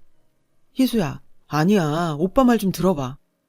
제 팔을 잡으려는 남자친구의 손을 저는 매몰차게 뿌리쳤어요. 다 설명할게. 제발 내 얘기 좀 들어봐. 그 순간 뒤에서 누군가가 나왔어요. 준석군, 지갑 놓고 갔어요, 지갑. 그 소리에 저는 고개를 들었고 제 시선이 닿은 계단 위쪽에는 여자분이 서 계셨어요. 그런데 제가 상상했던 그런 여자는 아니었어요. 주름진 얼굴의 중년 여성이었거든요. 남자친구는 지갑을 받아들고는 저를 데리고 서둘러 자리를 떠나려고 했어요. 그런데 그 여자분이 저희를 불러 세웠죠. 놀랍게도 오빠가 아닌 저를 말이에요. 희수야, 희수 맞지? 저는 제 이름을 부른 그 여자분을 올려다 봤어요. 분명 처음 보는 사람이었어요. 그런데 글쎄 그분이 저를 보며 눈물을 흘리지 뭐예요. 너무 당황스러워서 뭘 어떻게 해야 할지 모르겠더라고요. 그때였어요. 희수야, 엄마야, 엄마 기억 안 나?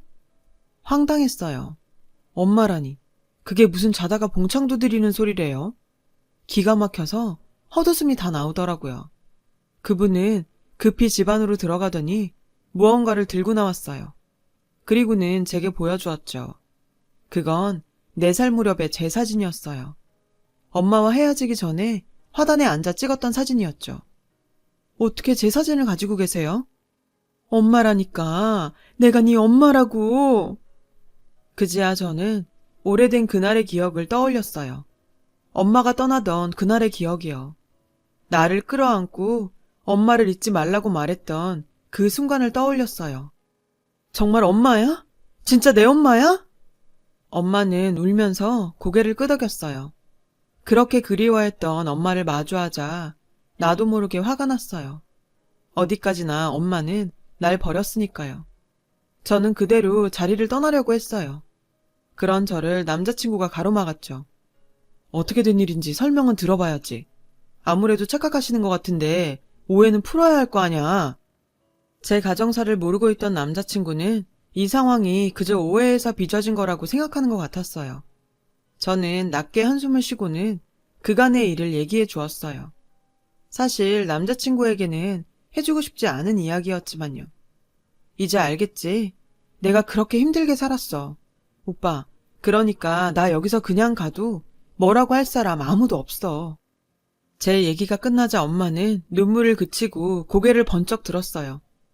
정말 그 여자가 너한테 그런 짓을 했어? 네 아빠는 쥐뿔도 관심 없었고? 제게 다그치듯 묻더군요. 제가 고개를 끄덕이자 엄마는 못돼 처먹은 인간 같으니라고. 이럴 줄 알았으면 엄마가 널 데리고 나오는 건데 라고 말하며 울먹였어요. 무슨 소리야? 그럼 내가 엄마랑 같이 살 수도 있었다는 거야? 엄마는 고개를 끄덕였어요. 다 얘기해 줄게. 일단 집으로 들어가자. 남자친구가 저를 잡아 끌었어요. 저도 못 이기는 척 집 안으로 들어갔죠. 방 2개짜리 작은 집이었어요. 자리에 앉자 엄마는 제가 모르던 지난날의 이야기를 들려주었어요. 이혼을 하게 된 이유와 과정을요. 네 아빠랑 그 여자의 외도 사실을 알게 된 건 내가 네 아빠 회사에 도시락을 가져다 주러 갔을 때였어. 너무 웃긴 게 직원들도 다 알고 있더라. 네 아빤 부끄러움도 모르는 사람이었어. 회사 내에서 지위가 있으니 대놓고 뭐라는 사람도 없었고 말이야. 회사 사람들이 나를 보던 그 치근한 눈빛들이 아직도 기억나. 비록 내가 고아에 가진 것도 없었지만 자존심은 있어서 네 아빠한테 이혼을 요구했어. 기다렸다는 듯이 그러자고 하더라. 대신 넌 못 준다면서. 내가 바람난 아빠 밑에서 내 딸을 살게 할 수는 없다고 하니까 그러더라. 이혼하면 무슨 능력으로 애를 키우고 가르칠 거냐고 하는데 그 말에 흔들렸어. 양육권만 넘기면 널 평생 공주처럼 키울 거라고 그러더라. 널 위해서라도 그러는 편이 낫겠다 싶었어. 그런데 그게 다 계략이었어. 회사 이미지 때문에 자기가 양육권을 가져가야 했던 것 같아. 나는 그것도 모르고 엄마로서 네가 경제적으로 풍족한 집안에서 자라는 게 좋다고 판단했던 거고. 그래서 그렇게 떠난 거야. 이혼한 뒤 엄마는 여기저기를 떠돌며 닥치는 대로 일을 하며 살다가 지금은 이곳에서 동네 상가 청소를 하고 있다고 했어요. 전 지금까지 저만 힘들게 살았다고 생각했는데 엄마가 살아온 그간의 삶은 너무도 비참했어요. 얘기를 듣고 나니 엄마가 너무 가여워서 그대로 엄마를 끌어안고 엉엉 울었어요. 엄마도 같이 우셨죠.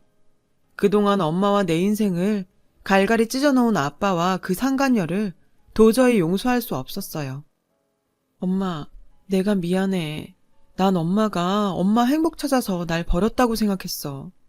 처음엔 엄마가 그리웠다가 언제부턴가는 믿고 원망스러웠어.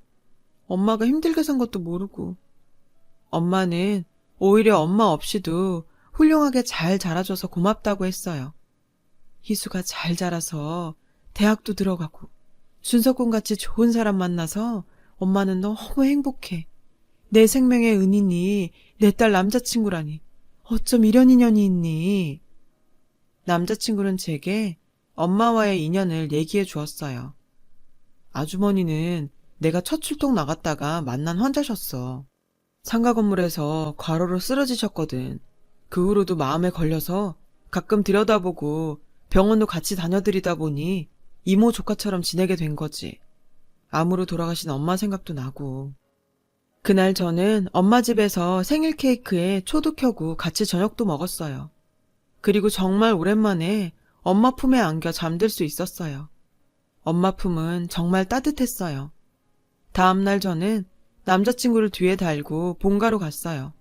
목적은 하나였죠. 우리 모녀를 생이별시킨 장본인과 인연을 끊는 거였죠. 집에 가보니 마침 새 식구가 다 있더군요. 새엄마를 보자 그동안 참았던 울분이 쌍욕으로 터져나왔어요. 살면서 단 한 번도 해본 적 없는 험한 욕들을 상간녀 얼굴에 대고 퍼부었어요. 그 욕을 들은 아빠는 제게 소리치더군요. 너 지금 엄마한테 뭐 하는 짓이야? 내가 널 그렇게 가르쳤냐? 아빠가 나한테 뭘 가르쳐줬는데? 가정 있는 남자가 상간녀랑 붙어먹고 조강지쳐 버리는 거? 아니면 유책 배우자 주제에 자식을 빌미로 위자료 한 푼 안 주고 와이프 내쫓는 거? 그것도 아니면 상간녀한테 자기 딸이 구박받는 거 보고 모른 척하는 거. 도대체 뭘 나한테 가르쳤는데? 이 여자가 욕먹는 건 그렇게 참기 힘들고 딸한테 무관심한 건 쉬웠구나. 하긴 그러니 인생을 그따위로 살았겠지. 나 엄마 만났어. 아빠가 무슨 말로 엄마 속이고 내쫓았는지 다 들었다고. 희수야, 아빠 말 좀 들어봐. 듣긴 뭘 들어. 내가 더 들을 게 있어? 저 상간녀랑 저 여자 아들 때문에 내 어린 시절이고 학창시절이고 내내 이 집에서 나갈 생각만 하면서 살았어. 알아? 그때 방에서 남동생이 나왔어요. 상간녀는 얼른 남동생을 내보냈어요. 애가 듣는데 무슨 말을 그렇게 해. 그리고 네 엄마가 능력이 없어 남자 뺏긴 걸 나더러 어쩌라고. 왜? 당신 과거 애한테 들킬까봐 겁나? 그러게 인생 똑바로 살지 왜 그렇게 해프고 더럽게 살았대? 쪽팔리게. 근데 어쩌나? 나 당신이 살아있는 동안 이 얘기 주구장창 하고 다닐 건데? 당신 아들 졸업식장에 가서도 하고 당신 아들 첫 출근 날 회사에서도 하고 당신 아들 결혼식장에 가서도 할 거라고. 당신이랑 당신 아들 고개 못 들고 살게 할 거야. 그러니까 입 닥치고 살아. 새엄마는 얼굴이 하얗게 질려서는 더 이상 아무 말도 못했어요. 그때였죠. 지금껏 잠자코 있던 남자친구가 아빠한테 다가가 인사를 했어요.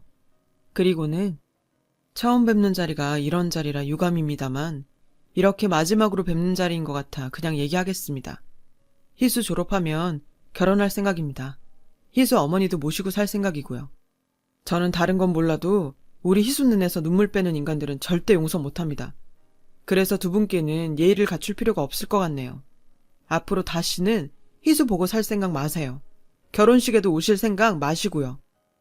저는 남자친구와 함께 그 집을 나왔어요. 이후 살던 집을 정리해 엄마 집으로 들어갔어요. 그리고 변호사를 선임해서 아빠로부터 엄마가 받아야 할 몫에 위자료도 받아냈죠.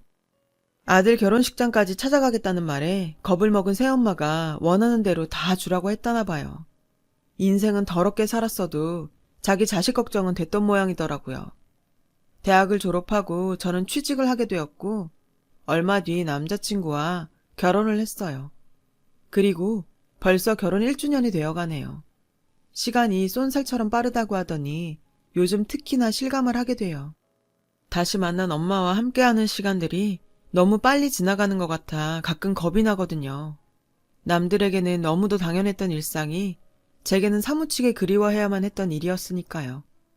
저는 지금 사랑하는 엄마와 든든한 남편과 함께 꿈같은 신혼생활을 즐기고 있어요. 제게는 무엇보다 소중한 이 시간을 오래오래 누리며 살아보려고 해요.